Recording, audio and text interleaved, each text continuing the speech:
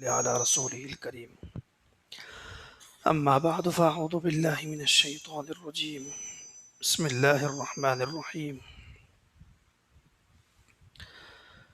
وإنه لعلم للساعة فلا تمترن بها واتبعون هذا صراط مستقيم. قال النبي صلى الله عليه وسلم سيأتي على الناس سنوات خداعات يكذب فيها الصادق ويصدق فيها الكاذب ويؤتمن فيها الخائن ويخون فيها المؤتمن ويقول فيها الرويبزة. قيل يا رسول الله وما الرويبزة؟ قال رجل تأفه يتكلم في أمر العامة. صدق الله مولانا العظيم. رب اشرح لي صدري ويسر لي أمري واحلل عقدة من لساني يفقهوا قولي. رب زدني علما وارزقنی فہما سبحانک لا علم لنا الا ما علمتنا انک انت العلیم الحکیم. بزرگان محترم، علماء کرام، عزیز دوستوں، نوجوان بھائیوں، رسول اللہ صلی اللہ علیہ وسلم نے امت مسلمہ کی مستقبل کے حالات، واقعات، جنگیں، فتنے، فساد، بگاڑ اور اس کے بعد مسلمانوں کے غلبے سے متعلق تمام پیشین گوئیاں احادیث میں بیان فرمائی، جو دین کا بہت اہم شعبہ ہے، جسے کتاب الفتن و اشراط الساعہ، قیامت کی نشانیاں کہتے ہیں. اس وقت ہم فتنوں کے بارے میں کچھ معلومات، کچھ ضروری باتیں سمجھنا چاہتے ہیں، اور جو عقائد احادیث میں مسلمانوں کے لیے ضروری بتائے گئے ہیں، ان عقائد میں سے 2-3 عقیدے ہم سمجھنا چاہتے ہیں. پتہ چلا کہ یہ جو مجلس ہے ہماری عقیدے کی مجلس ہے، عمل کی مجلس ہے. ہم بہت قائم کرتے ہیں جس میں نماز، روزہ، زکوٰۃ، حج اور دوسرے عبادات سے متعلق گفتگو ہوتی ہے. لیکن ایک مومن کی نجات اس وقت ہوگی محشر کے میدان میں جب اس کا عقیدہ صحیح ہوگا. اس لیے فتنوں کے اس دور میں ہمیں عقیدہ سمجھنا ضروری ہے، اور سمجھانا، آپس میں اس معاملے میں گفتگو کرنا ضروری ہے. رسول اللہ صلی اللہ علیہ وسلم خود اس طرح کی مجالس قائم فرماتے تھے. مسلم شریف میں ہے کہ ایک مرتبہ آپ صلی اللہ علیہ وسلم نے فجر کی نماز پڑھائی، وصعد المنبر، ممبر پر تشریف فرما ہو گئے، اور فتنوں کے بارے میں، مشکلات کے بارے میں، مستقبل کی پیشن گوئیوں کے سلسلے میں گفتگو شروع فرمائی. حتی حضرت الظہر، یہاں تک کہ وہ مجلس اتنی طویل ہوئی، اتنی لمبی ہوئی کہ ظہر کی نماز کا وقت ہو گیا. فنزل فصلی، آپ علیہ السلام اتر گئے، نماز پڑھائی ظہر کی. ثم صعد المنبر، پھر ممبر پر تشریف فرما ہوئے، اور عصر تک، حتی حضرت العصر، عصر کی نماز تک گفتگو فرماتے رہے. فنزل فصلی، اتر گئے، نماز پڑھائی عصر کی.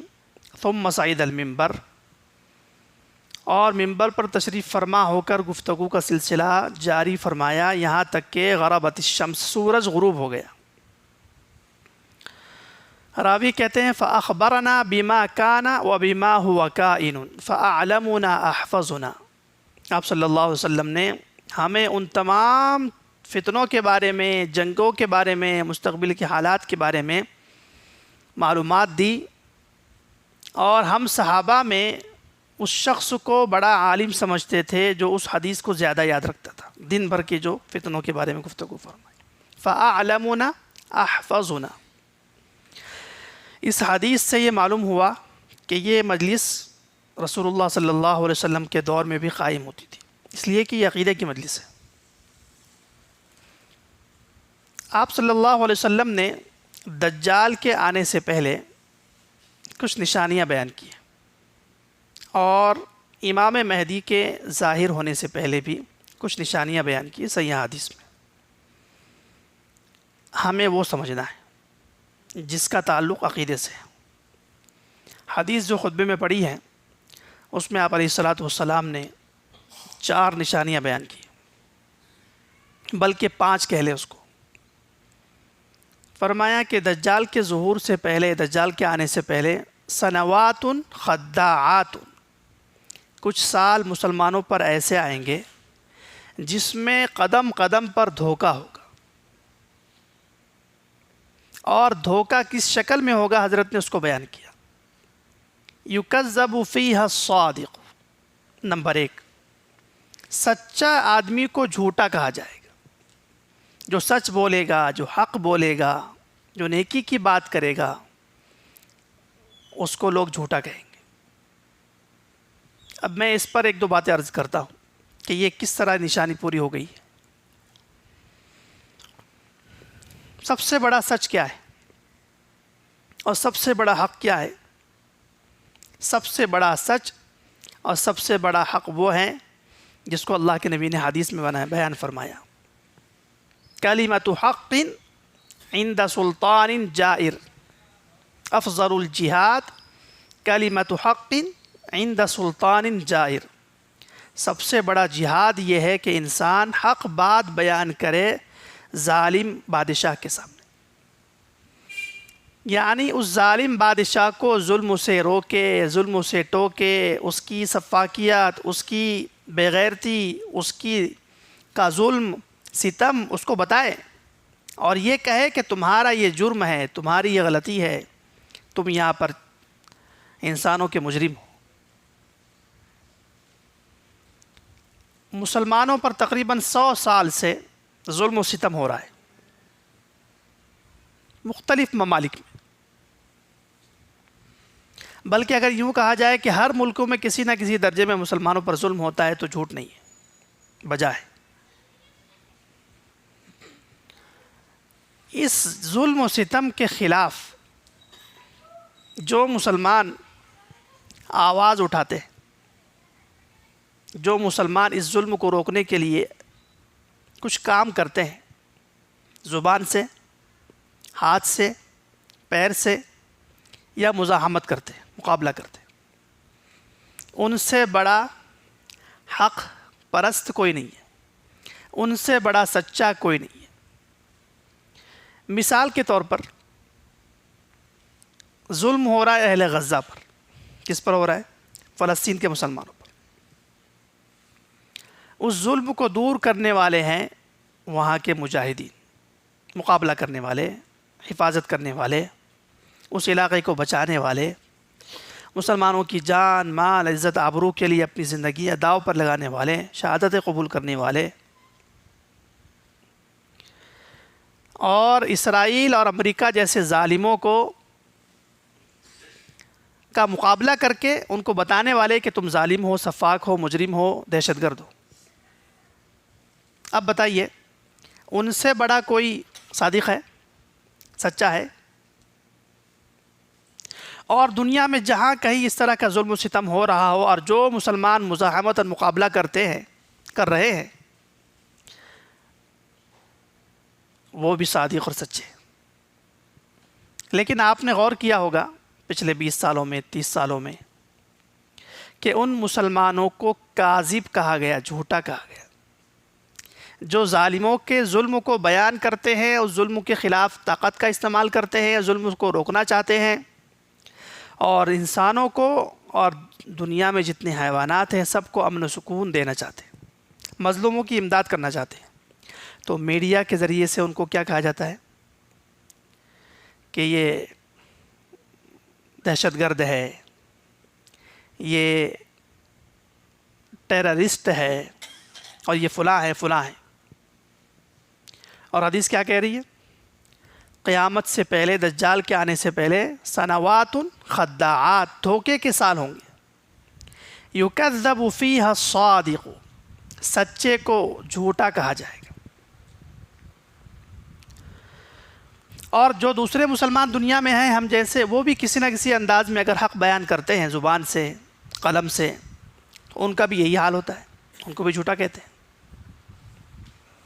دوسری نشانی وَيُصَدَّقُ فِيهَا الْكَاذِبُ، جھوٹے کو سچا کہا جائے گا۔ مثال کے طور پر یہود و نصارہ نے پہلی جنگ عظیم میں 1 کروڑ انسان مار دیے۔ کتنے مارے؟ 1 کروڑ۔ دوسری جنگ عظیم میں 1.5 سے 2 کروڑ انسانوں کو مار دیا، اور 1945 کے بعد سے یہ مسلسل دنیا کے خصوصاً مسلمانوں کے علاقوں پر ظلم و ستم کر کے لاکھوں مسلمانوں کو شہید کر رہے ہیں۔ عراق ہو، شام ہو، یمن ہو، بحرین ہو، لبنان ہو، کویت ہو، جزیرۃ العرب ہو، لیبیا ہو، پھر ہمارے علاقے تو بھرے ہوئے ہیں۔ یہ مسلسل کیا کر رہے ہیں؟ 3 کروڑ بندے انہوں نے مار دیے۔ لیکن آپ نے سنا ہوگا کہ یہ کہتے ہیں ہم امن و امان پھیلانے والے۔ ماشاء اللہ، سبحان اللہ۔ 1400 سال میں مسلمانوں نے 1 لاکھ، بلکہ 1000، بلکہ 100 بھی ظلم، 100 انسانوں پر بھی ظلم نہیں کیا۔ کتنے سال میں؟ 1400 سال میں۔ اور انہوں نے صرف 100 سال میں کتنے مار دیے؟ 3 کروڑ۔ لیکن اپنے آپ کو کیا کہتے ہیں؟ امن کے ٹھیکیدار ہیں، سچے ہیں، اچھے ہیں، دنیا کی ہم حفاظت کرنے والے ہیں، دنیا کو ہم چلائیں گے۔ اور کچھ بدھو قسم کے انسان ان کو اچھا بھی سمجھتے ہیں، امریکہ کو اچھا سمجھتے ہیں، اسرائیل کو اچھا سمجھتے ہیں، ان کے چاہنے والے، ان کی اطاعت کرنے والے تابع داروں کو اچھا سمجھتے ہیں۔ یہ جو ظالم کو اچھا کہا جا رہا ہے اور مظلوم کو ظالم کہا جا رہا ہے، یعنی مسلمانوں کو، یہ اس حدیث کی وجہ سے یصدق فیہا الکاذب، جھوٹے کو سچا کہا جائے گا۔ پھر فرمایا ویخون فیہا المؤتمن، امانت دار آدمی ہے اس کو خائن کہا جائے گا، خیانت کرنے والا کہا جائے گا۔ مسلمان انسانوں کی جان، مال، عزت، آبرو کی حفاظت کرتے ہیں۔ مسلمانوں کی فطرت میں ہے، ہماری تعلیمات میں ہے کہ کسی بھی انسان تو بہت دور کی بات، جانور پر بھی ظلم نہیں کر سکتے۔ پرندے پر، چھوٹے معصوم، ظلم نہیں کر سکتے۔ کسی پرندے کو قید نہ کرو، احادیث میں ہے۔ جب جنگ کسی دفعہ ہو جائے، کسی وقت ہو جائے، تو جنگ میں عورتوں پر ہاتھ نہ اٹھاؤ، بچوں پر ہاتھ نہ اٹھاؤ، مذہبی لوگوں پر ہاتھ نہ اٹھاؤ، جو ہتھیار ڈال دے اس پر ہاتھ نہ اٹھاؤ، جو تم سے لڑنا نہیں چاہتا اس پر ظلم مت کرو۔ تعلیمات ہے ہماری۔ تو مسلمان کیا ہے؟ امانت دار ہے۔ جان کی بھی امانت ان کے پاس محفوظ ہوتی ہے، مال کی امانت بھی محفوظ ہوتی ہے۔ لیکن یہ کہتے ہیں مسلمان درندے ہیں۔ مسلمان تو لڑکی دیکھتے ہیں تو نعوذ باللہ اس طرح کر لیتے ہیں۔ حالانکہ ہم دیکھ رہے ہیں پچھلے چند سالوں میں کہ 6 سال، 3 سال، 8 سال کی بچیوں کے ساتھ کیا حرکتیں ہو رہی ہیں۔ جان مال محفوظ ہے؟ نہیں ہے محفوظ۔ پتہ چلا کہ ہم دھوکے کے سالوں میں جی رہے ہیں، جس میں سچے کو جھوٹا کہا جا رہا ہے، جھوٹے کو سچا کہا جا رہا ہے، امانت دار کو خائن کہا جا رہا ہے، خیانت کرنے والے کو امانت دار سمجھا جا رہا ہے۔ اور ایک عجیب بات حضرت نے ذکر فرمائی، وَيَقُولُ فِيهَا الرُّوَيْبِضَةُ، کہ رویبضہ جیسے لوگ، رویبضہ کی صفات والے لوگ بولنا شروع کر دیں گے۔ صحابی نے پوچھا وَمَا الرُّویبضہ، حضرت یہ رویبضہ کا کیا مطلب ہے؟ فرمایا ایک عام آدمی ہوگا، کم علم ہوگا، جاہل ہوگا، لیکن وہ عوام کے مسائل میں گفتگو کرنا شروع کر دے گا۔ کچھ پتہ نہیں اس کو، علم کا، دین کا، عقائد کا کچھ پتہ نہیں، لیکن وہ بول رہا ہوگا۔ عام آدمی دین کے معاملات میں، عوام کے معاملات میں، انفرادی معاملات میں، اجتماعی معاملات میں گفتگو کرے گا۔ یوٹیوب دیکھتے ہو نا، یوٹیوبر، سبحان اللہ، جاہل قسم کے، فتین قسم کے، لبرل قسم کے، ملحدین قسم کے، خدا کو نہ ماننے والے وہ دین کی معلومات دے رہے ہیں. ہر ایک کا اپنا چینل ہے اور اس میں الگ الگ قسم کی تشریحات آپ کو ملیں گی، ہر حدیث کی نئی تشریح نعوذ باللہ.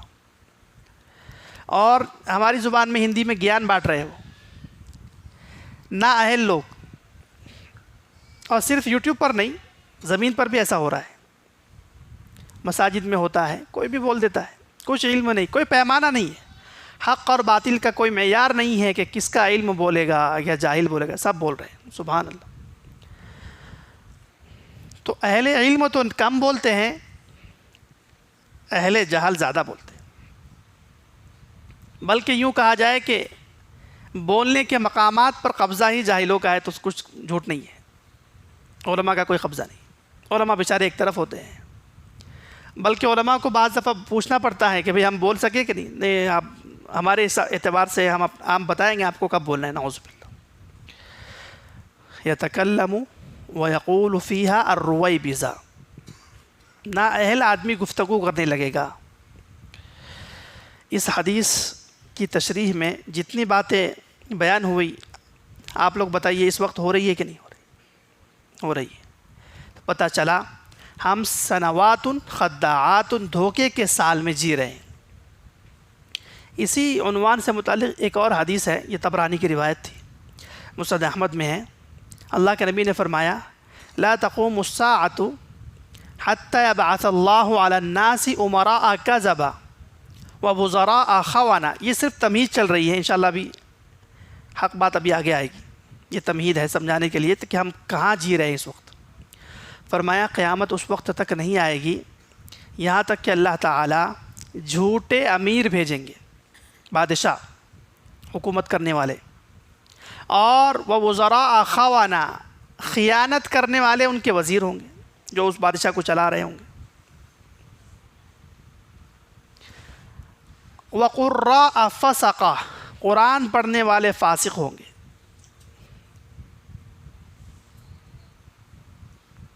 اور اس کے بعد اس حدیث میں بھی آخر میں یہی فرمایا وَيَتَكَلَّمُ فِيهَا الرُّوَيْبِضَةُ، عام انسان، نا اہل آدمی علم اور معلومات کے متعلق گفتگو کر رہا ہوگا. ان دونوں احادیث سے ہمیں یہ معلوم ہوا کہ ہم دھوکے کے سالوں میں جی رہے ہیں، جو دجال سے پہلے کے سال ہیں. اور دجال سب سے بڑا دھوکے باز ہے. اس کو دجال کہتے ہی اس لیے کہ وہ دھوکوں کا سردار ہے. دھوکہ دہی اس پر ختم ہو جائے گی. یعنی کفر مشرک ہوگا، اپنے آپ کو علامہ ظاہر کرے گا. فاسق اور فاجر ہوگا، اپنے آپ کو نیک بتائے گا. بندہ ہوگا، اپنے آپ کو خدا بتائے گا. جاہل ہوگا، اپنے آپ کو عالم بتائے گا. دجال کی یہ صفات. مہدی نہیں ہوگا، اپنے آپ کو جھوٹا مہدی کہے گا. نعوذ باللہ نبی نہیں ہوگا، اپنے آپ کو نبی کہے گا، اور آخر میں اپنے آپ کو خدا بھی کہے گا. تو یہ جن سالوں میں ہم جی رہے ہیں یہ دجال کے سال ہے، اور دجال ان تمام دھوکوں کو ختم کرے گا اور پھر سب سے بڑا دھوکے باز بن کر آئے گا زمین پر. ایک طرف تو یہ حدیث ہے کہ ہم فتنے کے دور میں ہیں، دھوکے کے سالوں میں ہیں. تو اللہ کے نبی صلی اللہ علیہ وسلم نے ہم جیسے مسلمانوں کی تسلی کے لیے فرمایا کہ ایسے دور میں اللہ تعالیٰ ایک ہاشمی شخص کو بھیجیں گے. حضرت علی نے فرمایا کہ لوگ فتنوں میں، آزمائش میں پستے رہیں گے. یحصل الناس کما یحصل الذهب فی المعدن، لوگ اس طرح پستے رہیں گے آزمائشوں میں جیسے کہ سونے کو بھٹی کے اندر پیسا جاتا ہے، اس کو تراشا جاتا ہے، اس کو جلایا جاتا ہے، اس کے خالص نکالنے کی کوشش کی جاتی ہے، اور اس کی مٹی، اس کے میل کو دور کیا جاتا ہے. اس طرح لوگ پستے رہیں گے. پھر حضرت علی نے فرمایا فلا تسبوا اہل الشام، شام والوں کو برا بھلا مت کہو. وَصُبُّوا ظَلَمَتَهُمْ، شام کے اندر اگر کوئی ظالم ہے اس ظالم کو ظالم کہو. مکمل اہل شام کو برا بھلا مت کہو. کیوں؟ فَإِنَّ فِيهِمُ الْأَبْدَالِ، اس لیے کہ شام میں ہر زمانے میں ابدال ہوتے.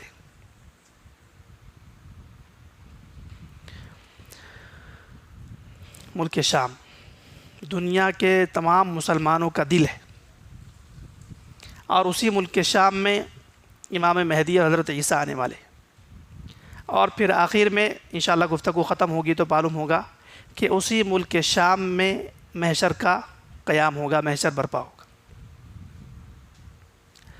امام مہدی رضی اللہ تعالی عنہ اس جھوٹے اور دھوکے کے سالوں میں تشریف لائیں گے اور سچ کو سچ ثابت کریں گے، جھوٹ کو جھوٹ ثابت کریں گے، امانت دار کو امانت دار کہلوائیں گے اور جھوٹے کو جھوٹا، خائن کو خائن ثابت کریں گے، ظالم کو ظالم کہیں گے اور اس کو ختم کر دیں گے، اور مظلوم کو مظلوم کہیں گے اور اس کو پناہ دیں گے، اور مظلوموں کے لیے مال تقسیم کریں گے. تو امام مہدی رضی اللہ تعالی عنہ ان فتنوں کے دور میں، دھوکے کے سالوں میں تشریف لانے والے ہیں. تو ہم تو اس سالوں میں جی رہے ہیں. اب کیسے معلوم ہوگا رحمت مسجد والوں کو یا نارے گاؤں والوں کو کہ امام مہدی کب آئیں گے، کیسے آئیں گے؟ ہم اس دور میں آ گئے، ان کی کیا نشانی ہیں؟ تو چند نشانیاں ہم سمجھتے ہیں جس سے انشاءاللہ کچھ نہ کچھ معلومات مل جائے گی. امام مہدی کی ویسے 5 قسم کی نشانیاں ہیں جو تفصیل سے بیان ہوتی ہے، لیکن آپ کے لیے موٹی موٹی نشانیاں بیان کرتے ہیں جو آپ کو یاد رہے. حدیث شریف میں ہے لَتُمْلَؤُنَّ الْأَرْضُ ظُلْمًا وَجَوْرًا فَإِذَا مُلِئَتْ ظُلْمًا وَجَوْرًا بَعَثَ اللَّهُ رَجُلًا مِّنِّي اسْمُهُ اسْمِي. طبرانی کی روایت ہے حضرت ابو سعید خدری رضی اللہ عنہ کی. یہاں ایک نشانی اللہ کے نبی نے بیان فرمائی کہ امام مہدی کے آنے سے پہلے زمین ظلم و ستم سے بھر جائے گی. لَتُمْلَؤُنَّ الْأَرْضُ ظُلْمًا وَجَوْرًا. اب یہ الارض پر الف لام عہد خارجی کا بھی ہو سکتا ہے اور الف لام استغراق کا بھی ہو سکتا ہے، لیکن استغراق کا ہونا مرجوح ہے، اس لیے کہ پوری زمین ظلم ستم سے بھر جائے اتنی کہ ایک آدمی بھی سانس نہ لے سکے، یہ تو اتنا بڑا امتحان تو نہیں ہو سکتا. تو اکثر علماء مبصرین مفکرین یہ سمجھتے ہیں، اور یہ ایک رائے کے درجے کی بات ہے، کہ الارض سے مراد ملک شام کی سرزمین ظلم و ستم سے بھر جائے گی، اور یا پھر الارض سے مراد وہ زمینیں جہاں جہاں مسلمان آباد ہیں ظلم و ستم سے بھرے گی. ظاہر سی بات ہے جہاں مسلمان نہیں ہیں وہاں کس کی حکومت ہوگی؟ ظالموں کی، جابروں کی، فاسقوں کی، کفار کی، مشرکین کی، یہودیوں کی، نصرانیوں کی. تو ان سے حکومت تو امام مہدی آ کر لیں گے نا، چھینیں گے نا، لیکن اس سے پہلے وہ کیا ہوں گے؟ ظلم و ستم میں نہیں رہ سکتے. تو ظلم و ستم میں کون ہوگا؟ ظلم و ستم میں یا ملک شام کے مسلمان، یا پھر وہاں وہ مسلمان جو کسی علاقے میں آباد ہو، دنیا کے کسی بھی علاقے میں. یہ ایک نشانی ہے کہ زمین مسلمانوں کی ظلم و ستم سے بھر جائے گی، چاہے مسلمان کہیں بھی ہو. اس کو عام بھی کر سکتے ہیں. تو 100 سال سے ہم نے عرض کیا کہ مسلمان 100 سالوں میں کہا جا سکتا ہے یقین کے ساتھ کہ 1 سے 1.5 کروڑ نعوذ باللہ شہید کیے جا چکے، اور 2 سے 3 کروڑ مسلمان ہجرت پر مجبور ہوئے. اس وقت سب سے زیادہ مہاجرین اگر دنیا میں کوئی ہے وہ مسلمان ہیں. ملک شام کے مسلمان، عراق کے مسلمان، یمن کے مسلمان، صرف ملک شام کے ہی 1 کروڑ سے زائد ہے. فلسطین کے مسلمان، اس کے بعد ہمارے علاقے کے بھی بہت سارے مسلمان ادھر سے ادھر گئے، ادھر سے ادھر آئے، کوئی کدھر گیا کوئی کدھر گیا. اس کے علاوہ شیشان کے مسلمان، ازبکستان، تاجکستان. آپ مسلمانوں کا علاقہ 100 سال میں پیچھے غور فرما لیں، آپ کو نظر آئے گا کہ اگر مہاجر ہے تو مسلمان، مظلوم ہے تو مسلمان، شہید ہے تو مسلمان. اور حدیث کیا کہہ رہی ہے؟ لَتُمْلَؤُنَّ الْأَرْضُ ظُلْمًا وَجَوْرًا. زمین ظلم و ستم سے بھر جائے گی. تو 100 سال میں ظلم و ستم ہو ہی رہا تھا کسی نہ کسی انداز میں، لیکن پچھلے 2 سال سے اہل غزہ پر جو ظلم ہو رہا ہے اس کا کوئی اندازہ نہیں. آج تک اتنا ظلم نہیں ہوا، نہ فرعون کے دور میں ہوا نہ کسی اور دور میں ہوا، کہ انسانوں پر اوپر سے حملہ ہو رہا ہو بے بے ہمت مجبور معذور اور معصوم لوگوں پر کیمیکل ہتھیار سے حملہ ہو رہا ہو، گھر میں سو رہے ہو صبح کی امید پر کسی اور آرزو کے ساتھ، اور رات میں ان پر ایسا حملہ ہو کہ 3 منزلہ بلڈنگ میں وہ دب جائے، دفن ہو جائے، شہید ہو جائے، اور کچھ تو 3 دن تک اندر محبوس رہے، قید رہے۔ یہ سلسلہ 1 سال سے چل رہا تھا۔ اس کے بعد اب یہاں تک نوبت آئی ہے کہ کھانا پینا آزادی مکمل ان سے چھین لی گئی۔ کوئی 15 دن بھوکا، کوئی 20 دن کا بھوکا، ہم تصور نہیں کر سکتے۔ ہمارا ایمان ان کے مقابلے میں 0/0 ہے، کچھ نہیں ہے، کوئی ایمان نہیں ہمارا ان کے مقابلے میں۔ جس انداز کے باہمت، باحوصلہ اور سلف صالحین اور صحابہ کے طرز پر جینے والے ہیں۔ مسئلہ کیا ہے ان کا؟ کیا جرم ہے ان کا؟ جرم یہ ہے کہ وہ ظالم کو ظالم کہتے ہیں، ہم نہیں کہتے۔ ان کا جرم یہ ہے کہ وہ اپنی مسجد کسی کے حوالے نہیں کرتے، ہم کر دیتے۔ ان کا جرم یہ ہے کہ وہ ظالم کو اپنی سرزمین میں آ کر حکومت کرنے کا موقع نہیں دیتے، ہم دے دیتے۔ اور اس حق راستے پر چلنے کی وجہ سے ان کے 1.5 لاکھ لوگ زخمی، شہید، مہاجر اور ظلم و ستم کے شکار ہیں، لیکن وہ آج تک اس پر ڈٹے ہوئے، اپنے موقف اور اپنے نظریے پر۔ کسی انسان کا کوئی نظریہ ہی نہ ہو، نماز پڑھنا ہے، روزہ رکھنا ہے، حج کرنا ہے، زکوٰۃ دینا ہے، اپنا جینا ہے، بیوی بچوں کو پالنا ہے، مر جانا ہے، تو یہ تو کوئی مسلمان نہیں۔ نہ صحابہ ایسے تھے، نہ ہمارے سلف صالحین ایسے تھے۔ بے نظریہ مسلمان پوری دنیا میں عام ہو چکے ہیں۔ امریکہ کے دین پر چلنے والے مسلمان پوری دنیا میں اس وقت چل رہے ہیں۔ ایسا دین میٹھا پیارا ماشاءاللہ، جس میں بس ایک طرفہ دین ماری کھاتے رہو بس۔ اہل غزہ نے ہم سب کو سبق دیا، اور قیامت کی امام مہدی کے ظہور کی نشانی ان پر ہی پوری ہو رہی ہے کہ زمین ظلم و ستم سے بھر جائے گی۔ اس سے زیادہ ظلم اب ہو نہیں سکتا کہ جان لے لی جائے، اس سے زیادہ اب ظلم نہیں ہو سکتا کہ بھوکا مار دیا جائے، اس سے زیادہ ظلم نہیں ہو سکتا کہ نوزائیدہ بچے کو شہید کر دیا جائے اور بچے بھوک اور پیاس سے روتے رہے، اور کھانا پانی دانا کچھ ان کے پاس نہ ہو۔ تو حدیث شریف میں یہ نشانی بیان ہوئی نا، لَتُمْلَؤُنَّ الْأَرْضُ ظُلْمًا وَجَوْرًا، کہ زمین ظلم و ستم سے بھر جائے گی۔ فَإِذَا مُلِئَتْ ظُلْمًا وَجَوْرًا بَعَثَ اللَّهُ رَجُلًا مِّنِّي، جب زمین اس طرح کے ظلم و ستم سے بھر جائے گی، اللہ تعالیٰ میرے خاندان سے ایک شخص کو بھیجے گا۔ فَيَمْلَأُهَا عَدْلًا قِسْطًا وَعَدْلًا، پس وہ شخص آئیں گے اور جہاں ظلم ہوگا اس زمین کو انصاف سے، عدل سے بھر دیں گے، اور جہاں نہیں ہوگا وہاں ضرورت ہی نہیں ہے۔ اس سے یہ بھی معلوم ہو رہا ہے کہ امام مہدی کن علاقوں کی طرف آئیں گے جہاں ظلم ہو رہا ہے، جہاں ستم ہو رہا ہے، جہاں مشرکین سے مقابلہ ہے، یہودیوں سے مقابلہ ہے، نصرانیوں سے مقابلہ ہے، ان کے لیے آ رہے ہیں۔ اور دوسری بات یہ معلوم ہو رہی ہے کہ امام مہدی آ کر کسی جگہ سجادہ نشینی اختیار نہیں فرمائیں گے۔ ظلموں سے روکنا ہے نا ان کو، عدل و انصاف سے تو تب بھریں گے جب ظلم ظالموں کو ہٹائیں گے، وہاں سے مقابلہ کریں گے۔ تو ہم جیسے آمنا، صدقنا، سلمنا، سمینا، اطعنا سب ہے ماشاءاللہ، واعف عنا واغفر لنا، بس اسی پہ گھوم رہے ہیں۔ اور دین کے لیے قربانی صحابہ کرام نے دی، جو اہل غزہ دے رہے ہیں، اہل شام دے رہے ہیں، اہل عراق دے چکے ہیں، اہل شام، اہل یمن دے چکے ہیں، اور مسلسل بہت سارے مسلمان آج ہم جیسے ہیں جو دے رہے ہیں۔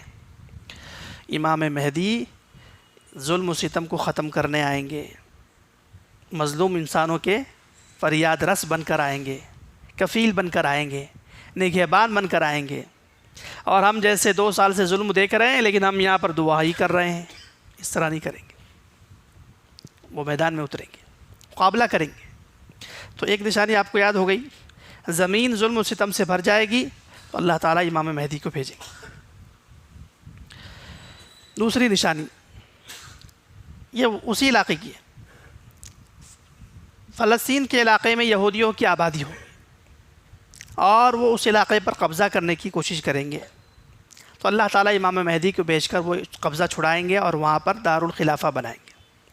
مسلمانوں کا دارالخلافہ ایک باقی ہے، اب تک 4 گزر گئے.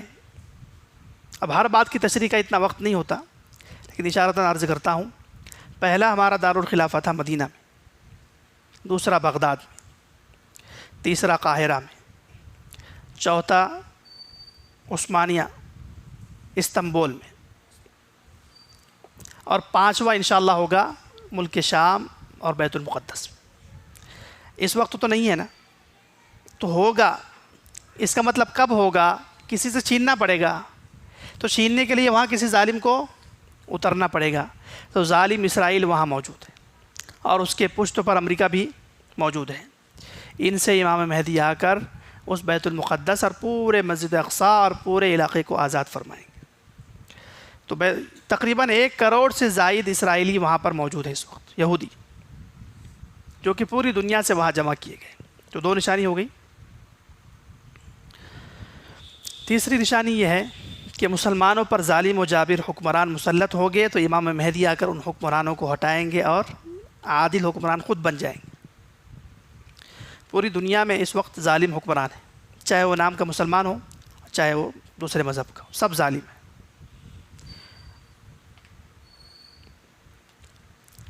اس لیے کہ جب اہل شام پر، اہل غزہ پر ظلم ہو رہا ہے، تو 2 سال سے کسی مسلمان کہلانے والے بادشاہ نے کچھ امداد کی نہیں کی. پتہ چلا کہ وہ کسی نہ کسی درجے میں، ہو سکتا ہے وہ سوچ رہا ہو امداد کر لوں، لیکن کر نہیں سکتا، مجبور ہے. کیوں مجبور ہے؟ اس لیے کہ اس نے امریکہ اور یہودیوں سے بیعت کی ہوئی. ہماری بیعت تو اصلاح کی ہوتی ہے، ان کی بھی بیعت ہوتی ہے. پہلے حاکم بننا ہے تو بیعت لینی پڑتی ہے، اور بیعت میں یہی ہوتا ہے کہ دین، ایمان، عقیدے کے لیے آپ کچھ بھی نہیں کریں گے، ہمارے ماتحت آپ کو جینا پڑے گا. مسلمان حکمران ہیں، اور مسلمان حکمرانوں نے مسلمانوں پر کچھ کم ظلم نہیں کیا ہے. ہزاروں علماء کو شہید کیا، ہزاروں علماء کو قید کیا، ہزاروں پاک باز باعفت عورتوں کو جیلوں میں اس وقت رکھا ہوا ہے. یہ مسلمان ہیں. تیسری نشانی ہوئی، یاد رہے گی، ظالم حکمران ہم پر مسلط ہوں گے تو امام مہدی آئیں گے اور ان ظالموں کو ختم کریں گے. اس لیے کہ یہ یہود و نصارہ کے غلام حاکم ہیں، نام کے مسلمان ہیں، ہمارے بہلاوے کے لیے بٹھا دیے گئے. چوتھی نشانی حدیث شریف میں ہے کہ ملک شام اور ملک عراق کے مسلمانوں کا بائیکاٹ ہوگا. شام کے علاقے پر ظلم ہوگا، اور اتنا وہاں پر بائیکاٹ کا معاملہ ہوگا کہ ملک شام کے مسلمانوں کو کھانے پینے کا تھوڑا سا سامان بھی نہیں ملے گا. شام 5 ملکوں کا مجموعہ ہے. رسول اللہ صلی اللہ علیہ وسلم کے دور میں جو شام تھا نا، وہ 5 ملکوں کا مجموعہ ہے. اردن، لبنان، سیریا، فلسطین، اسرائیل. ان 5 علاقوں کو شام کہتے تھے حضرت کے دور میں. فرمایا کہ ملک شام والوں کا بائیکاٹ ہوگا. تو سیریا جو علاقہ ہے نا، وہ بھی شام کا حصہ ہے. وہاں پر ظلم اتنا ہوا کہ وہاں کی عورتیں بھوک اور پیاس کی وجہ سے یونان کی منڈیوں میں جاتی تھی، اور چند لقموں کے لیے ان کی عصمت، ان کی عفت تار تار ہوتی تھی. یہاں تک کہ یونان کے بدبخت انسانوں نے مردوں کو بھی نہیں چھوڑا، ہم جس پرستی کرتے تھے. آپ تصور نہیں کر سکتے کہ مہاجر پر کیا قربانیاں بیتی ہیں، اور جس انداز کی قربانیاں انہوں نے دی ہیں مسلمانوں نے ماضی قریب کے، ہمارے پاس اس پلے کی کہ ایک رات کی عبادت بھی نہیں، کچھ نہیں ہے ہمارے پاس. اہل عراق پر بھی اسی طرح ظلم و ستم ہوا، اور حدیث کہہ رہی ہے، یہ مسلم شریف کی ہے، میں عربی نہیں پڑھ رہا ہوں تاکہ آپ کو سمجھ میں آئے، اردو میں بول دوں. مسلم شریف کی روایت ہے کہ یوشق اہل العراق الا یجبى الیہم دینار درہم، کہ عراق والوں کا بھی بائیکاٹ ہوگا. تو شام کا بائیکاٹ ہوا سیریا کے علاقے میں 2011 سے 2024 تک 14 سالوں میں، اور اسی شام کے علاقے میں غزہ کا بائیکاٹ تو سب کے سامنے، کھانا پینا، حتیٰ کہ زندگی سے بھی بیچاروں کو محروم کیا جا رہا ہے. اور عراق والوں کا بھی بائیکاٹ ہوا 15 سال 1990 سے 2003 تک، اور عراق کے بھی تقریباً 5 لاکھ بچے بھوک اور پیاس سے مر گئے. لیکن یہ اس دور میں شہید ہوئے جب سوشل میڈیا نہیں تھا، اس لیے ہمیں پتہ نہیں چلا جاتا.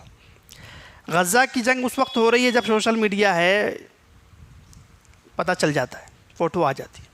لیکن جس دور میں عراق کا بائیکاٹ ہوا، ان پر ظلم ہوا، تو ان کی بھی حالت کچھ مظلومانہ حالت اس طرح کی ہی تھی، کچھ کم نہیں تھی۔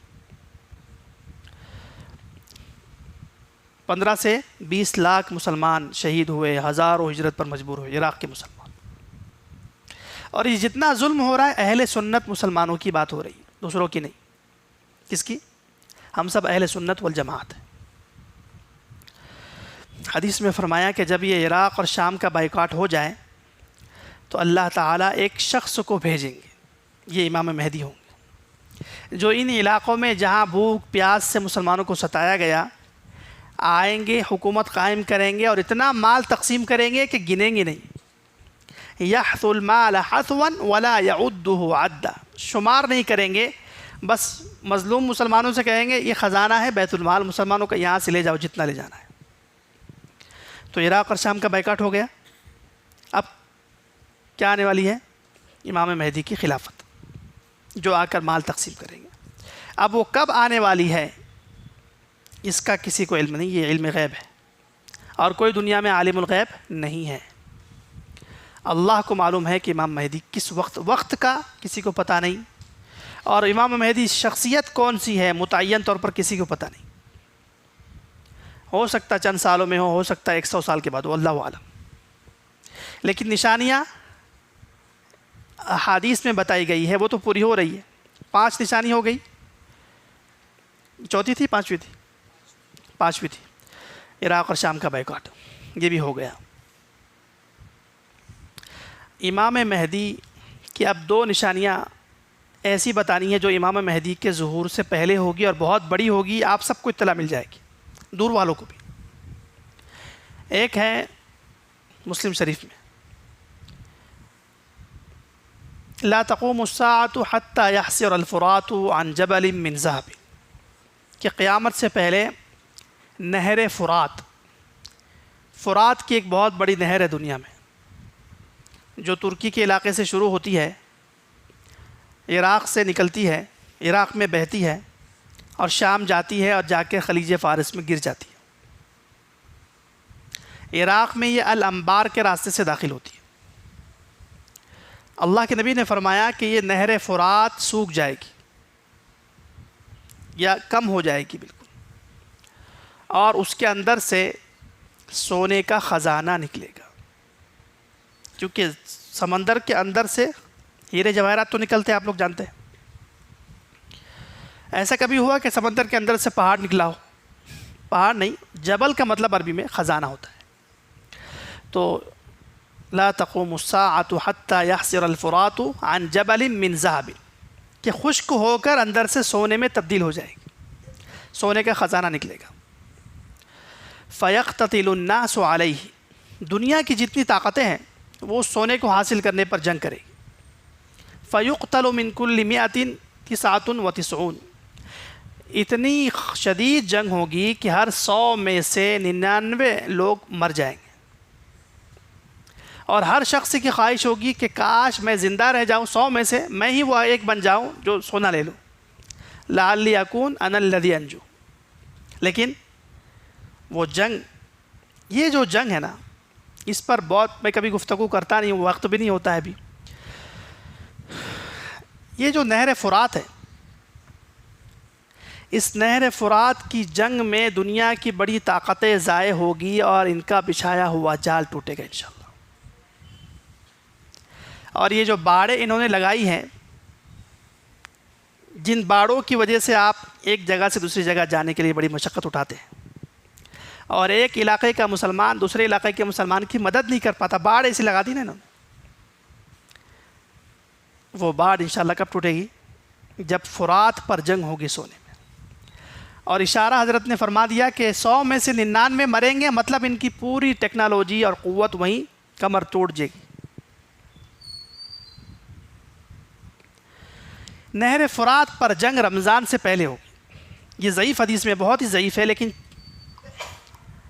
اندازہ کرنے میں گمان کی حد تک کوئی حرج نہیں۔ کتاب الفتن نعیم بن حماد میں ہے کہ یہ جو جنگ ہوگی یہ رمضان سے پہلے ہوگی۔ تو ابھی نہر فرات نہ سوکھی ہے، نہ اس کے اندر سے سونے کا خزانہ نکلا ہے، نہ ابھی دنیا کی طاقتیں وہاں کودی ہے، نہ 100 میں سے 99 مرے ہیں۔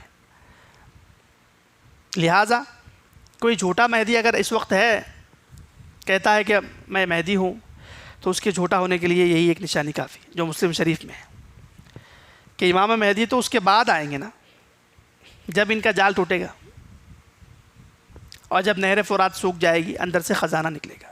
تو ہر وہ شخص اس وقت جھوٹا ہے جو اپنے آپ کو مہدی کہہ رہا ہے یا اس کو کچھ لوگ مان رہے ہیں، سب جھوٹے ہیں۔ خاص طور سے یہ ہمارے بغل میں جو پڑے گاؤں میں آڑے لوگ جو ہے، وہ سب کے سب جھوٹے ہیں، کذاب ہے، دجال ہے۔ نام اس کا شکیل بن حنیف ہے، تو جھوٹا ہے۔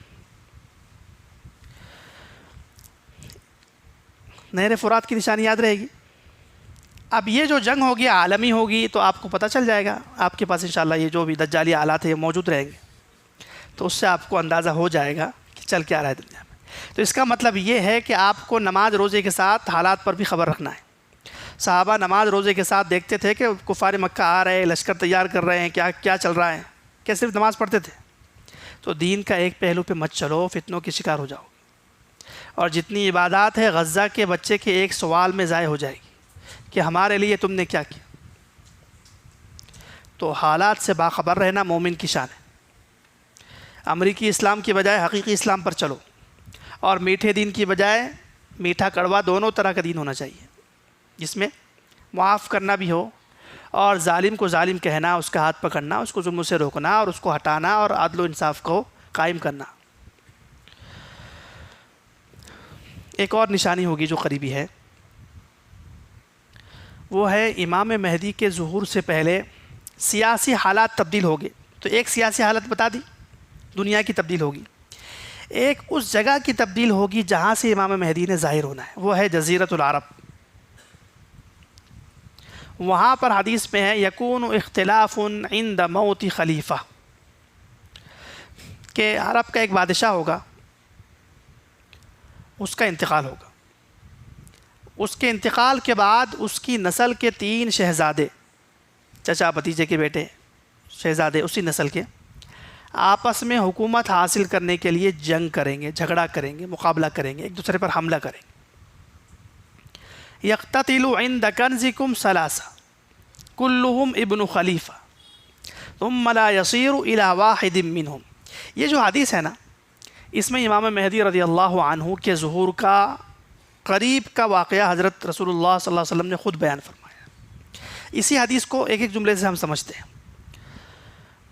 پہلی بات یہ ذکر کی، یقتتل عند کنزکم ثلاثہ، 3 شہزادے آپس میں اس خزانے کے پاس حکومت کی لڑائی کریں گے۔ ثم لا یصیر الی واحد منہم، تینوں میں سے ایک کو بھی حکومت نہیں ملے گی۔ یہ جنگ کب ہوگی؟ تو یہ ضعیف روایات میں یہ سارا نقشہ ہے، لیکن چونکہ علامہ برزنجی رحمہ اللہ نے الاشاعہ فی اشراط الساعہ میں یہ سارا نقشہ بیان کیا ہے، اس لیے ہم بیان کرتے ہیں۔ اس سے مختلف بھی ہو سکتا ہے۔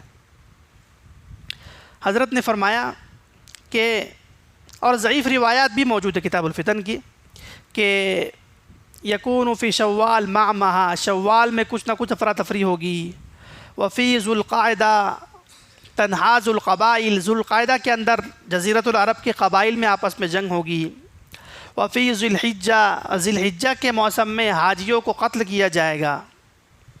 تو پتہ چلا شوال، ذی قعدہ، ذی الحجہ اور محرم میں امام مہدی کا ظہور ہو سکتا ہے، حج کے ایام میں۔ 3 مہینے پہلے سے ایک بادشاہ کا انتقال ہوگا، اس کی حکومت حاصل کرنے کے لیے اس کی خاندان کے 3 شہزادے آپس میں مقابلہ کریں گے۔ شوال کا مہینہ گزر جائے گا، رمضان کا مہینہ گزر جائے گا، شوال کا گزرے گا، اس کے بعد پھر ذی القعدہ کا گزرے گا، پھر ذی الحجہ آئے گا۔ اب جب بادشاہ نہ ہونا کسی ملک میں، آپ خود تصور کر لیں، سمجھدار ہیں، جب کسی ملک میں بادشاہ ہی نہ ہو اور 3 لوگ ابھی لڑائی کر رہے ہوں، کسی کو بادشاہت نہیں ملی، تو اس ملک کا سارا نظام ٹوٹ جاتا ہے، اور سفر کا خاص طور سے آنے جانے کا معاملہ بہت پیچیدہ ہو جاتا ہے، کسی کی جان، مال، عزت، آبرو محفوظ نہیں رہتی۔ تو سعودیہ کا بادشاہ جب مرے گا 3 شہزادے لڑ رہے ہوں گے تو سسٹم وہاں کا ختم ہو جائے گا، اور اتنا بد عملی اور اتنی افراتفری ہوگی کہ حاجی جیسے مقدس لوگ جس پر کوئی حملہ نہیں کر سکتا، حدود حرم میں کسی جانور کو بھی حملہ نہیں کرنا ہے، کسی پرندے کا شکار بھی نہیں کرنا ہے، جو حلال ہو پھر بھی نہیں کرنا ہے، اتنے محترم ہوتے ہیں حاجی لوگ اور حج اور کعبۃ اللہ کا علاقہ۔ لیکن وہاں پر اللہ کے نبی نے فرمایا حاجیوں کا مال لوٹا جائے گا، حاجیوں کو شہید کیا جائے گا مینا کی وادی میں، یہاں تک کہ ان کا خون بہتا بہتا جمرۃ العقبہ تک آئے گا، اور اللہ کے نبی نے فرمایا مجھے وہ خون بہتا ہوا نظر آ رہا ہے۔ پوری دنیا میں ظلم تو ہو رہا ہوگا لیکن یہاں پر خاص طور سے ظلم ہوگا، اس لیے کہ حکومت ہی نہیں ہے۔ اب محرم کے مہینے میں اب یہاں اللہ کے نبی نے فرمایا ثم تطلع الرایات السود من قبل المشرق، یہ نشانی ہے بادشاہ کا انتقال ہونا، 3 شہزادوں کا لڑنا، یہ نشانی بھی یاد رہے گی۔ ابھی بادشاہ کے انتقال تو بہت ہو گئے لیکن جنگ اس انداز کی نہیں ہوئی، تو جو بھی سعودی عرب کا ہو یا عرب کے علاقے کا، پورے علاقے میں سے کسی علاقے کے بادشاہ ہو، وہ مر جائے اور اس کے بعد 3 لوگ لڑائی کرے، سسٹم کمزور ہو جائے، تو کیا سمجھ جانا ہے کہ یہ کس کا دور ہے؟ امام مہدی کا دور ہو سکتا ہے، امکانات ہے سے۔ یہاں فرمایا حضرت نے ثم تطلع الرایات السود من قبل المشرق، جب اس طرح کے حالات ہو گئے تو سیاہ جھنڈے جزیرۃ العرب میں داخل ہوں گے، کالے جھنڈوں کا لشکر، اہل حق کا لشکر ہے۔ امام مہدی کی مددگار فوج ہے، یہی آ کر امام مہدی کی حکومت قائم کرنے میں مدد کریں گے۔ یہ جھنڈے داخل ہوں گے سعودی عرب میں۔ کیوں داخل ہوں گے؟ اس لیے کہ سعودی حکومت میں جو اس وقت حکومت ہے وہ خلافت علی منہاج النبوہ والی نہیں ہے۔ حضرت ابوبکر، حضرت عمر، حضرت عثمان، حضرت علی کی جو خلافت تھی اس طرح کی تو نہیں ہے نا، نہیں ہے، نام کی مسلمان حکومت ہے۔ کیونکہ آپ کو سب کو پتہ ہے وہاں پر سنیما ہال بھی بنتے ہیں، وہاں پر میوزک فیسٹیول بھی ہوتا ہے، اور کتنی بے حیائی کے کام ہوتے ہیں۔ یہ کیوں ہو رہے ہیں؟ اس لیے کہ حکومت مسلمانوں کی برائے نام ہے۔ سیاہ جھنڈے داخل ہوں گے، تو سیاہ جھنڈے آج تک وہاں داخل نہیں ہوئے کامل طریقے سے فاتحانہ انداز میں۔ وہ کب داخل ہوں گے؟ اس وقت امام مہدی کے ظہور کا وقت ہوگا۔ پھر ان سیاہ جھنڈوں کی ایک خصوصیت ذکر کی، فَيَقْتُلُونَكُمْ قَتْلًا لَمْ يَقْتُلْهُ قَوْمٌ، وہ سیاہ جھنڈے آ کر تمہیں ایسا قتل کریں گے کہ آج تک تمہیں کسی نے قتل نہیں کیا۔ ہمیں کیوں قتل کریں گے؟ ہمیں یعنی ہم جیسے ناقص دین والوں کو، امریکی دین والوں کو، جو ان کے خلاف ہو جائیں گے نا، جیسے سعودی حکومت ہو سکتی ہے ان کے خلاف، کیونکہ وہ جھنڈے ان کو ختم کرنے آئیں گے، تو سعودی حکومت کے ساتھ ہزاروں مسلمان ہو سکتے ہیں جو کہیں گے کہ حکومت اچھی ہے اور ایسی ہے ویسی ہے، تو یہ پھر کیا کریں گے؟ اس کی خیر خبر لیں گے، ایسا ماریں گے کہ یاد رکھیں گے۔ تو اللہ کے نبی کہہ رہے ہیں۔ پھر فرمایا ثم ذکر شیئا لا احفظه، پھر حضرت نے کچھ بیان کیا جو مجھے یاد نہیں رہا۔ اس کے بعد فرمایا فَإِذَا رَأَيْتُمُوهُ، سن لو مسلمانوں، جب ان سیاہ جھنڈوں کو اس حال میں دیکھو کہ جزیرۃ العرب میں داخل ہو چکے ہیں اور منافقین کا صفاً صفہ کر لیا ہے، فَبَايِعُوهُ، جب تم ان کو دیکھو تو اس کی بیعت کر لو، ان کے لشکر میں شامل ہو جاؤ۔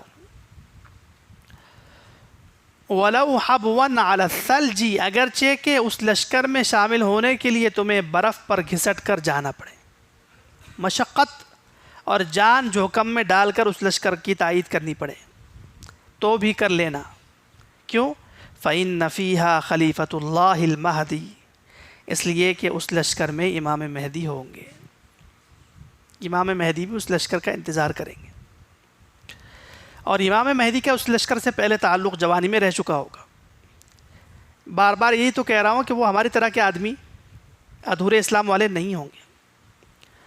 تو امام مہدی رضی اللہ تعالیٰ عنہ کی بات، وہ امام مہدی جب دیکھیں گے کہ یہ لشکر بھی آ چکا ہے اور علامت پوری ہو چکی ہے، تو امام مہدی ظاہر ہونے کی طرف چلیں گے۔ یہاں تک تو علامات ذکر ہوئی. اب امام مہدی سے متعلق 2 باتیں ذکر کرنی ہیں. سو تو نہیں رہے سب لوگ؟ فرمایا کہ حدیث شریف میں ہے کہ امام مہدی کے ظہور کا جب وقت ہوگا اور سعودیہ حکومت گر چکی ہوگی اور 3 لوگ لڑ رہے ہوں گے، افراتفری ہوگی، ظلم و ستم ہوگا، حاجیوں کا مال لوٹا جا رہا ہے، کسی کی جان مال عزت آبرو محفوظ نہیں ہے، تو 7 علماء یا 9 علماء ان کو دل میں خیال ہوگا کہ یہ وقت ہے امام مہدی کو تلاش کرنے کا. وہ لوگ امام مہدی کو تلاش کرنے کے لیے حج کرنے ان مشکلات میں جائیں گے. کمال تو یہ ہے نا کہ آپ جان خطرے میں ڈال کر حج کریں، تب امام مہدی کے لشکر کے سپاہی بن سکتے. عام حالات میں تو اٹھے کے چلے بہت ہیں ہمارے پاس، اچھی بات ہے، جانا چاہیے، لیکن ان مشکل حالات میں جب جان مال عزت آبرو کسی کی محفوظ نہیں ہوگی، جزیرۃ العرب پر مسلمانوں پر، جزیرۃ العرب کے مسلمانوں پر بھی ظلم ہو رہا ہے، دنیا کے سارے مسلمان مظلوم ہیں، تو 7 یا 9 علماء کے ذہن میں خیال ہوگا کہ چلو چلتے ہیں. اور یہ 7 علماء مختلف علاقوں کے، ان کا آپس میں کوئی تعلق نہیں پہلے سے. حدیث میں فرمایا کہ اذا انقطعت التجارات، اب یہ حدیث کافی لمبی ہے، موقوف روایت ہے، لیکن ہم اس سے گمان کی حد تک کچھ باتیں سمجھ سکتے ہیں. اذا انقطعت التجارات والطرق، جب تجارتیں بند ہو جائے گی اور راستے بھی بند ہو جائے گی. اس کا ایک نقشہ آپ نے 2020 میں دیکھ لیا ہے کہ تجارتیں کیسے بند ہوتی ہیں، نقشہ کیسے بند ہوتا ہے. لاک ڈاؤن دیکھا تھا نا بھائی سب نے. اذا انقطعت التجارات والطرق وکثرت الفتن، اور فتنے بہت بڑھ جائے گے. ایک لاک ڈاؤن تو ہمارا تھا، اس میں کھانا پینا چل رہا تھا، لیکن ایک لاک ڈاؤن ہے اہل غزہ کا جو اس وقت چل رہا ہے. اہل غزہ والا لاک ڈاؤن ہوگا کہ آپ کو ایک بڑی جیل میں بھی ڈال دیا جائے اور آپ پر اوپر سے حملہ بھی ہو، اور کھانے پینے کے لیے پھر آپ کو بلایا بھی جائے، اور جب آپ کھانے پینے کے لیے ایک بوری کے لیے آپ تھکتے اور مشکل سے پوری طاقت لگا کر وہاں جب پہنچتے ہیں تو وہاں پر حملہ ہو اور شہید کر دیا جائے. وظہرت الفتن خرج 7 رجال علماء من افق شتى على غیر میعاد، 7 علماء نکلیں گے مختلف دنیا کے علاقوں سے پیشگی کوئی اطلاع کے بغیر. فیتفق السبعہ فیلتقی السبعہ، 7 علماء کا حرم میں ملاقات ہوگی. اب جان تو کسی کی محفوظ نہیں ہے، تو سب چھپ چھپ کے عبادات کر رہے ہوں گے، تو وہ 7 علماء کسی جگہ حرم میں ملیں گے اور ایک دوسرے سے پوچھنے سے ڈریں گے. پتہ نہیں ہے کس، تین لوگ ہیں شہزادے، 3 پارٹیاں بن گئی ہے، جنگ ہو رہی ہے، کس کا آدمی ہے کچھ پتہ نہیں. فیقولون، وہ آپس میں کہیں گے، ما جاء بکم، یہ بتاؤ کہ تم کیوں آئے ہو. تو جواب میں کہیں گے جئنا فی طلب هذا الرجل الذي ينبغي ان تهدأ على يديه هذه الفتن وتفتح له القسطنطینیہ. فرمایا کہ ہم تو اس آدمی کو تلاش کرنے آئے ہیں کہ جس کے ہاتھ پر یہ ساری دنیا کے مسلمانوں پر مسلط کیے ہوئے فتنے ختم ہوں، اور جو ہماری پہچان اور شعار تھا فتح قسطنطینیہ یا یورپ کا علاقہ، تو اس یورپ کے علاقے کو جس کے ہاتھ پر اللہ تعالیٰ فتح فرمائیں گے، ہم اس کو تلاش کرنے آئے. تو وہ 7 کہیں گے یار ہم بھی اسی لیے آئے. تو وہ 7 جمع ہو کر فیتفق السبعہ، اب 7 علماء جمع ہو گئے اور امام مہدی کو تلاش کرنے کے لیے طرف چلے. اب ان 7 علماء کو امام مہدی کے متعلق احادیث کا علم ہوگا، اور یہ 7 علماء سرفروش ہوں گے، جاں فروش ہوں گے، اسی لیے اس کٹھن حالات میں وہاں پہنچے. اور امام مہدی کے ساتھ پہلے یہ کسی نہ کسی جنگ میں شریک رہ چکے ہوں گے، تو ان کی صلاحیتوں سے یہ واقف ہوں گے. تو اس لیے آپس میں کہیں گے قد عرفناہ باسمہ واسم ابیہ وحلیتہ، کہ ہم تو اس کو جانتے ہیں، اس کا نام جانتے ہیں، اس کے حلیہ جانتے ہیں، اس کی والدہ کا نام جانتے ہیں، ہمیں وہ علم ہے. احادیث میں اللہ کے نبی صلی اللہ علیہ وسلم نے امام مہدی کی شخصی علامات ذکر فرمائی. کسی شخصیت کو جو پہچانتے ہیں نا آپ، تو آپ کو اس کا نام، اس کے والد کا نام، اس کی جائے پیدائش، اس کا خاندان اور اس کا حلیہ، 5 چیزیں ہوتی ہیں. حدیث میں 5 چیزیں اللہ کے نبی نے امام مہدی کے بارے میں بیان فرمائی. بعث اللہ رجلا منی اسمہ اسمی، نام کے بارے میں فرمایا کہ اللہ تعالیٰ ایک آدمی کو بھیجے گا جس کا نام میرے نام کی طرح ہوگا. حضرت کا نام محمد، تو امام مہدی کا نام بھی محمد. پھر فرمایا یواطی اسم ابی بسم ابی، ان کے والد کا نام بھی وہی جو میرے والد کا نام. حضرت کے والد کا نام عبداللہ، امام مہدی کے والد کا نام عبداللہ، تو محمد بن عبداللہ. کس خاندان سے ہوں گے؟ کوئی پٹھان اٹھ رہا ہے میں مہدی ہوں، کوئی پٹیل اٹھ رہا ہے میں مہدی ہوں، کوئی شیخ کہہ رہا ہے میں مہدی ہوں، کوئی کچھ کہہ رہا ہے. ہر آدمی کا اپنا جھوٹے مہدی بہت ہے مارکیٹ میں. تو رسول اللہ صلی اللہ علیہ وسلم نے فرمایا المہدی من عطرتی من ولد فاطمہ، کہ امام مہدی میرے خاندان سے حضرت فاطمہ کی نسل سے ہوں گے، ہاشمی ہوں گے، سید ہوں گے. خاندان رسول اللہ صلی اللہ علیہ وسلم نے خود بیان فرما دیا. تو اب اگر کوئی جھوٹا آدمی کہنے لگے، کوئی بھی ایرا غیر ہمارے یہاں کا، ہندوستان کا، کہ میں مہدی ہوں، تو وہ کیا ہے؟ جھوٹا ہے. خاندان ہاشمی، محمد بن عبداللہ ہاشمی. پیدا کہاں ہوں گے؟ ایک آدمی بہار میں پیدا ہوا، اس کا نام شکیل بن حنیف ہے، وہ کہتا ہے میں مہدی ہوں. ایک آدمی یو پی کے جونپور میں پیدا ہوا، اس کا نام محمد تھا، والد کا نام عبداللہ تھا، لیکن پیدا غلطی سے یہاں ہو گیا کیونکہ جھوٹا تھا، تو وہ کہتا ہے میں مہدی ہوں. اور اس آدمی نے دعویٰ کیا تقریباً 847 میں اس کی پیدائش ہے، 847 ہجری میں اس کی پیدائش ہے، یعنی ہم سے وہ تقریباً 600 سال پہلے آیا ہے، 500 سال پہلے جب اس نے دعویٰ کر لیا. ہندوستان کا تھا، صوفی تھا، نیک تھا، عبادت گزار تھا، اور ہمیشہ مصلی پر رہتا تھا. تو یاد رکھیے علم کے بغیر اگر آپ اس طرح کا عبادت اور ریاضت کرتے رہیں گے علماء کے بغیر، تو فتنے کا شکار ہو سکتے. علماء حق کی ضرورت ہر دور میں ہے، اسی لیے اس حدیث میں ہے کہ 7 علماء امام مہدی کو تلاش کریں گے. کون تلاش کریں گے؟ کوئی اور تنظیم، کوئی اور جماعت، کچھ نہیں. اور وہ علماء کیسے؟ اپنے آپ کو مشقت میں ڈالنے والے، میدان میں دشمنان اسلام سے مقابلہ کرنے والے ہوں گے، ہماری طرح کہیں بیٹھے ہوئے نہیں ہوں گے. تو ایک آدمی وہ تھا محمد جون پوری، اس کا فرقہ ہے مہدویہ کے نام سے. ہمارے یہاں دولت آباد میں ان کا محلہ بھی ہے، ان کا قبرستان بھی ہے، ان کی مسجد بھی ہے. نعوذ باللہ، یہ کافر ہے، زندیق لوگ ہیں، دائرہ اسلام سے خارج ہے. جو بھی اپنے آپ کو مہدی کہے گا، جو اس کو مانیں گا، دونوں اسلام سے باہر. اصل مہدی کا انکار کرنے کی وجہ سے، حضرت عیسیٰ کا انکار کرنے کی وجہ سے، قرآن کی بہت ساری آیات اور بہت ساری احادیث کا انکار ہو جاتا ہے. ایک آدمی پیدا ہوا ابھی پاکستان میں، لاہور میں، وہ کہتا ہے میں مہدی ہوں. اور یہ جو شیعہ ہے نا ایران، ان کے یہاں ہول سیل میں ہر گلی میں ایک مہدی ہوتا ہے، اس لیے کہ ان کی پوری دکان ہی مہدویت پر چلتی ہے. یہ سب بھی جھوٹے ہیں. تو امام مہدی جو سچے ہوں گے وہ کہاں پیدا ہوں گے؟ حدیث میں فرمایا المہدی مولدہ بالمدینہ، امام مہدی کی پیدائش مدینہ منورہ میں ہو. من اہل بیت النبی صلی اللہ علیہ وسلم، اللہ کے نبی کے خاندان سے ہوگی. ومہاجرہ بیت المقدس، اور اس کی ہجرت بیت المقدس کی طرف ہوگی. اب یہ جتنے آئے مارکیٹ سے ادھر ہی گھومتے رہیے اور ادھر سے ہی چلے گئے لوگ، اور انہوں نے کوئی خلافت قائم نہیں کی، اس کے بعد کوئی حضرت عیسیٰ نہیں آئے، نعوذ باللہ. تو یہ سب جھوٹے ہیں، مکار ہیں. تو پیدائش کہاں کی؟ مدینہ کی. ہم لوگ اورنگ آباد کے ہیں تو نام کیا لگتا ہے؟ اورنگ آبادی. جب باہر جاتے ہیں تو امام مہدی کے نام کے آگے لگتا ہے المدنی. تو یہ 7 علماء امام مہدی کے ان بنیادی باتوں سے معلوم واقف ہوں گے. اسی طرح اللہ کے نبی علیہ الصلوۃ والسلام نے امام مہدی کا حلیہ بیان کیا ہے. بال کے بارے میں فرمایا یسیر شعرہ علی منکبیہ، امام مہدی کے بال ان کے کندھوں تک ہوں گے، زلفیں ہوگی. پیشانی کے بارے میں فرمایا اعلی الجبہہ، پیشانی ان کی کشادہ ہوگی، سامنے سے بال تھوڑے کم ہوں گے.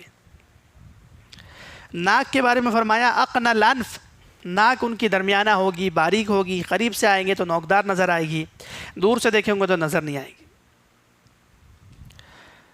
چہرے کے بارے میں فرمایا لونہ لون عربی، کہ ان کا رنگ خالص عربی رنگ ہوگا.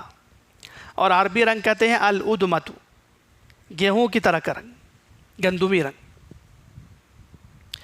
کأن وجہہ کوکب دری، ان کا چہرہ روشن چودھویں کے چاند کی طرح یا کسی روشن ستارے کی طرح ہو. والجسم جسم اسرائیلی، ان کا جو جسم ہوگا وہ مجاہد کی طرح ہوگا، بالکل بنی اسرائیل کے لوگ جس طرح چوڑے طاقتور تھے نا پہلے زمانے کے، اس طرح ہوگا. دانت کے بارے میں فرمایا براق الثنایا، کہ دانت سامنے کے دانتوں میں کشادگی ہوگی، فاصلہ ہوگا. داڑھی کے بارے میں فرمایا کث اللحیتی، گھنی ایک مشت داڑھی ہوگی. آنکھ کے بارے میں فرمایا اکحل العینین، آنکھ سرمگی ہوگی. بھووں کے بارے میں فرمایا ازجو و ابلجو، گول ہوگی، تراشیدہ ہوگی اور درمیان سے فاصلہ ہوگا. قد کے بارے میں ضرب من الرجال، طاقتور تنومند آدمی ہوں گے. اور علی خدہ خال، ایک روایت میں ہے کہ ان کے داہنے گال پر تل ہوگا، اور ایک روایت میں ہے ہاتھ پر تل ہوگا، مختلف روایت ہے. فی لسانہ رتۃ، زبان کے بارے میں فرمایا کہ زبان میں تھوڑی سی لکنت ہوگی، اور جب بات اٹک جائے گی تو داہنے ہاتھ سے بائیں رانت پر یوں ماریں گے اور گفتگو جاری ہو جائے گی. تو یہ ساتوں علماء علامات شخصیہ سے واقف ہوں گے. لہٰذا وہ ساتوں مل کر امام مہدی کو تلاش کرنے کے لیے نکلیں گے. ایک آدمی پر ان کو نظر پڑے گی، کچھ آس پاس سے معلومات بھی لیں گے، کیونکہ مکہ مدینہ کے لوگ تو جانتے ہیں نا، کچھ لوگوں کو، ہاشمی لوگوں کو، سید لوگوں کو، ان کے اخلاقیات کو، ان کی صفات کو، ان کے علم کو، ان کے تقوی کو. تو یہ ساتوں علماء ایک آدمی کے پاس جائیں گے اور پہچان لیں گے کہ یہ شخص مہدی ہو سکتا ہے. پہلے وہ کسی جگہ کمانڈر بھی رہ چکے ہیں. کہیں گے کہ فیصیبونہ بمکہ، پہلی مرتبہ ملاقات ہوگی مکہ میں. ملاقات ہوتی ہی یہ ساتوں علماء کہیں گے کہ انت فلان ابن فلان، کہ آپ فلاں فلاں شخص ہے، یعنی آپ کا نام محمد ہے، والد کا نام عبداللہ ہے، اور والدہ کا نام ایک ضعیف روایت میں آمنہ ہے، پیدائش آپ کی مدینہ کی ہے، یہ آپ کی صفات ہے، آپ مہدی ہیں. ہم آئے ہیں آپ سے بیعت کرنے کے لیے. یہ موت کی بیعت ہے جو آپ علیہ السلام نے لی ہے صلح حدیبیہ کے موقع پر. یہ والی بیعت جو ہے نا، یہ موت کی بیعت ہوتی ہے. اسلام میں 4 قسم کی بیعت ہے نا. ایک تو اسلام کی بیعت ہوتی ہے، کسی کو آپ مسلمان کرتے ہو تو اس کو بیعت کرتے ہو اور اس سے شرک و کفر کی توبہ کرواتے ہو. ایک ہوتی ہے اصلاح کی بیعت، کسی کو گناہ چھڑوانا ہے تو وہ بیعت ہمارے جو مشائخ کرتے ہیں وہ بھی قرآن میں ہے. اور ایک بیعت ہوتی ہے یہ موت کی بیعت، جو حضرت عثمان رضی اللہ عنہ کے لیے صلح حدیبیہ کے موقع پر جب پتہ چلا کہ حضرت عثمان کو کفار مکہ نے شہید کر لیا ہے تو 1400 صحابہ نے یہ بیعت کی تھی کہ ہم عثمان کے ایک ایک خون کے قطرے کا بدلہ لیں گے، تب تک جائیں گے نہیں. اسی طرح چوتھی بیعت ہوتی ہے خلافت کی، جب ہم کسی کو خلیفہ بناتے ہیں. خلیفۃ المسلمین کی بات ہو رہی ہے جو امام مہدی ہوں گے. تو یہ ساتوں علماء کہیں گے کہ ہم آپ سے بیعت کرنا چاہتے ہیں موت کی، موت و حیات کی. تو امام مہدی کہیں گے میں وہ مہدی نہیں ہوں، اور میں دین کا چھوٹا موٹا خادم آدمی ہوں. جیسے بولتے ہیں نا میں طالب علم ہوں، میں چھوٹا آدمی ہوں. انسان کے اندر تواضع ہونی چاہیے. تو امام مہدی بھی ظاہر سی بات ہے اہل بیت میں سے ہیں، حضرت کے خاندان سے متواضع ہوں گے. کہیں گے لا بل انا رجل من الانصار، میں دین کا چھوٹا موٹا خادم آدمی ہوں. فیفلت منہم، یہ کہہ کر وہاں سے چلیں گے اور بالکل بھاگ کر چلے جائیں، بھاگ کر مدینہ چلے جائیں. اب یہ جو 7 علماء سوچیں گے یار غلطی ہم سے ہو رہی ہے یا کیا مسئلہ ہے. تو فَيَصِفُونَهُ لِأَهْلِ الْخِبْرَةِ وَالْمَعْرِفَةِ بھی روایت میں ہے کہ جو امام مہدی کو کچھ جانتے ہوں گے وہاں کے علماء مشائخ یا ان کے خاندان کے لوگ، ان کے پاس جائیں گے کہ آدمی وہی تو تھا، نام ان کا محمد ہے، والد کا نام ہے، سب چیزیں ہیں، نشانیاں نظر آ رہی ہے جسمانی، وہی ہے یا کوئی اور ہے. تو وہ لوگ کہیں گے کہ آدمی وہی ہے. وقد لحق بالمدینہ، وہ بھاگ کر مدینہ چلا گیا، آپ کو دوبارہ جانا پڑے گا. اتنے آسانی سے نہیں ہوگی. اب یہ 7 علماء آپ سوچئے، تصور کیجئے کہ اس وقت سفر بھی مشکل ہوگا. مکہ سے مدینہ جانا بہت مشکل ہوگا کیونکہ حکومت ہی نہیں ہے. اب حاجیوں کو لوٹا جا رہا ہے، مال جان محفوظ نہیں ہے. اس دور میں یہ کیا کر رہے ہیں؟ تلاش کر رہے ہیں. کس کو؟ امام مہدی. وہ مکہ سے نکلیں گے اور مدینہ ان کو تلاش کرتے کرتے آئیں گے بڑی مشکل سے، اور امام مہدی مدینہ میں دور سے ہی ان ساتوں کو دیکھ لیں گے، فَيُخَالِفُهُمْ بِمَکہ، وہاں سے بھاگ کے یعنی ان کو چھوڑ کر مکہ چلے جائیں گے، یہاں کوئی بات نہیں مدینہ میں۔ ان کو پتہ چل گیا کہ یہ حضرت وہاں چلے گئے، پھر وہ وہاں سے نکلے اور مکہ المکرمہ پہنچے، اور مکہ مکرمہ میں امام مہدی کو وہ پکڑ لیں گے، فَيُصِيبُونَهُ بِمَكَّةَ فَيَقُولُونَ أَنْتَ فُلَانُ ابْنُ فُلَانَ وَفِيكَ آيَةُ كَذَا وَكَذَا وَقَدْ أَفْلَتَّ مِنَّا مَرَّةً فَمُدَّ يَدَكَ نُبَايِعُكَ، کہیں گے کہ آپ فلاں ابن فلاں ہیں، آپ کے اندر یہ نشانی ہم دیکھ رہے ہیں، پہلے تو آپ بھاگ گئے تھے، اب ہاتھ بڑھا دیجیے، ہم بیعت کرنا چاہتے ہیں۔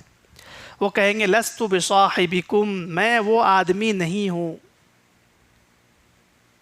انکار کر دیں گے۔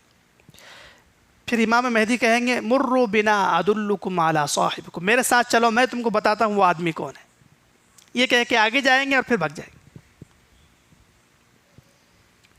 اس سے ایک بات تو آپ کو یہ معلوم ہوئی کہ سچا جو مہدی ہے وہ خود سے کبھی نہیں کہے گا میں مہدی ہوں، اور جو خود سے کہہ رہا ہے جو پہلے کہہ کر مر چکا ہے سب جھوٹے ہیں، کذاب ہے، دجال ہے، آپ کا ایمان عقیدہ ختم کرنا چاہتے ہیں۔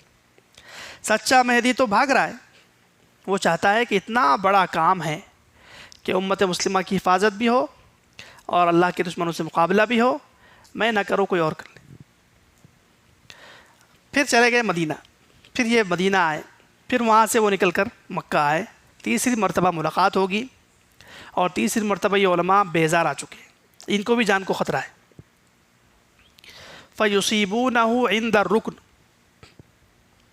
حجر اسود ایک روایت میں غلاف کعبہ کے پاس ان کو پکڑ لیں گے، اور وہ علماء جھنجھوڑ لیں گے پکڑ کر، اور کہیں گے اسمنا علیک ودماؤنا فی عنقک ان لم تمد یدک نبایعک، اگر اب آپ نے ہاتھ نہیں بڑھایا تو جتنا خون مسلمانوں کا ہو رہا ہے یا اگر ہمارا بھی خون ہو رہا ہے تو قیامت میں آپ کے کندھے پر ہوگا، بیعت کرو۔ ھذا عسکر السفیان قد توجہ فی طلبنا، دیکھو شام میں اسرائیل یا اور کوئی ظالم بادشاہ ہے، اس کا لشکر بھی ہمیں تلاش کر رہا ہے، اور یہ جو سعودی حکومت منافق ہے یہ بھی ہماری تلاش میں ہے، ہم بھی کوئی عام آدمی نہیں ہیں، ہم بھی میدان کے شہ سوار ہیں، جلدی بیعت کر لیجئے۔ اس وقت امام مہدی ان سے بیعت کرے گی، فَيُبَايِعُونَهُ عِنْدَ الرُّكْنِ وَالْمَقَامِ۔ سوال اور جواب، سوال یہ ہے کہ امام مہدی اگر وہی آدمی ہے تو انکار کرنے کی کیا وجہ ہے؟ تو ایک وجہ تو حدیث میں ہے کہ ایک رات میں اللہ تعالیٰ ان کو یقین عطا فرمائیں گا کہ میں ہی وہ آدمی ہوں، اور یقین سے پہلے دعویٰ کرنا گمراہی ہوتی ہے، اس لیے وہ دعویٰ نہیں کریں گے۔ یعنی آپ صلی اللہ علیہ وسلم کو 35 سال کی عمر سے 35 سے 40 سال کی عمر تک خواب نظر آتے تھے، الہامات ہوتے تھے، لیکن دعویٰ نبوت فرمایا نہیں۔ کب تک؟ جب تک قرآن نازل نہیں ہوا، یقین نہیں ہوا، جبرائیل کو نہیں دیکھ لیا، حکم نہیں آیا، بس ایسے ہی سمجھ لیجئے کہ ان کو اپنے بارے میں گمان تو ہو سکتا ہے کہ میں کہاں پیدا ہوا، عالم دین ہوں گے، متبحر عالم ہوں گے، محقق عالم ہوں گے، بہت بڑے اللہ کے شہ سوار ہوں گے، دشمنوں سے مقابلہ کرنے والے ہوں گے، تمام فن میں ماہر ہوں گے، لیکن یقین نہ ہونے کی وجہ سے انکار کر دیں گے۔ اور دوسرا یہی ہے کہ انکار اس لیے کریں گے کہ سمجھیں گے پتہ نہیں کس حکومت کے بھیجے ہوئے لوگ ہیں، جا کے کس کو شکایت کر لیں گے، کیا کر لیں گے، اس لیے انکار کریں گے۔ 7 علماء سے بیعت ہوگی، جیسے ہی بیعت ہوگی نا تو اب یہ یہاں پر امام مہدی کا ظہور ہو چکا ہے۔ کیسے؟ حدیث میں فرمایا ما بین الرکن والمقام، حجر اسود اور مقام ابراہیم کے درمیان امام مہدی آئیں گے۔ 7 علماء سے تو بیعت ہو گئی، اب عوام الناس سے بیعت کریں گے، تو روایت میں ہے فَيَظْهَرُ عِنْدَ الْعِشَاءِ، عشاء کے وقت نکلیں گے، عشاء کی نماز کے بعد۔ فَيَجْلِسُ بَيْنَ الرُّكْنِ وَالْمَقَامِ، رکن اور مقام کے درمیان بیٹھ جائیں گے ایک روایت میں، یا کھڑے ہو جائیں گے اور تقریر فرمائیں گے۔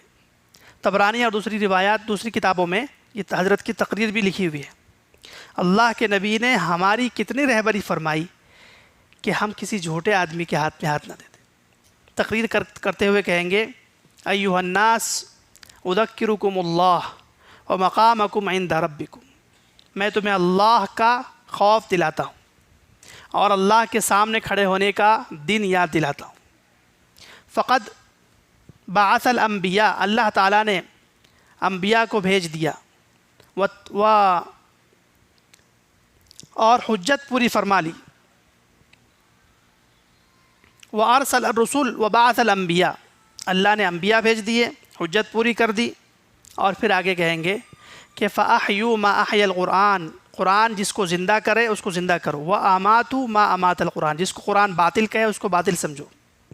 اس کے بعد کہیں گے میں 5 چیزوں کا تم کو حکم کرتا ہوں، وانی ادعوکم الی اللہ، میں تمہیں دعوت دیتا ہوں اللہ کی طرف، وإلی رسولہ، اس کے رسول کی طرف، نمبر 2، نمبر 3 والعمل بکتابہ، قرآن پر عمل کرنے کی طرف دعوت دیتا ہوں، قرآن کو نافذ کرنے کی طرف دعوت دیتا ہوں، وإحیاء سنتہ، قرآن نے جس کو زندہ کیا اس کو زندہ کرنے کی دعوت دیتا ہوں، وإماتۃ ما امات القرآن، اور اس چیز کو ختم کرنے کی دعوت دیتا ہوں جس کو قرآن نے ختم کیا۔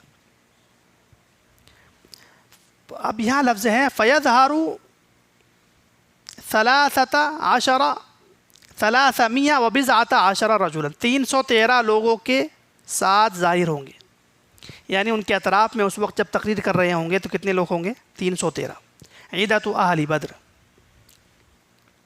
اور وہ جو 313 ہیں ان کی بھی 2 صفات حضرت نے بیان فرمایا کہ رہبان باللیل و اسد بالنہار، وہ 313 رات میں مصلی پر رات گزارنے والے ہوں گے اور دن میں اللہ کے دشمنوں سے مقابلہ کرنے والے شہ سوار ہوں۔ اب ہم خود غور کر لیں کہ ہمارا کیا حال ہے، ہم کس صف میں ہیں۔ پھر فرمایا فیفتح اللہ لہ ارض الحجاز، اللہ تعالیٰ سب سے پہلے امام مہدی کے ذریعے جو جنگیں شروع ہوگی، اب امام مہدی ظاہر ہو گئے نا تو 7 یا 9 سال زندہ رہے گے، راجح قول یہ ہے 7 یا 9 سال، اور ان 7 یا 9 سالوں میں مختلف علاقوں سے جنگ کریں گے اور دنیا میں امن و امان قائم کریں گے۔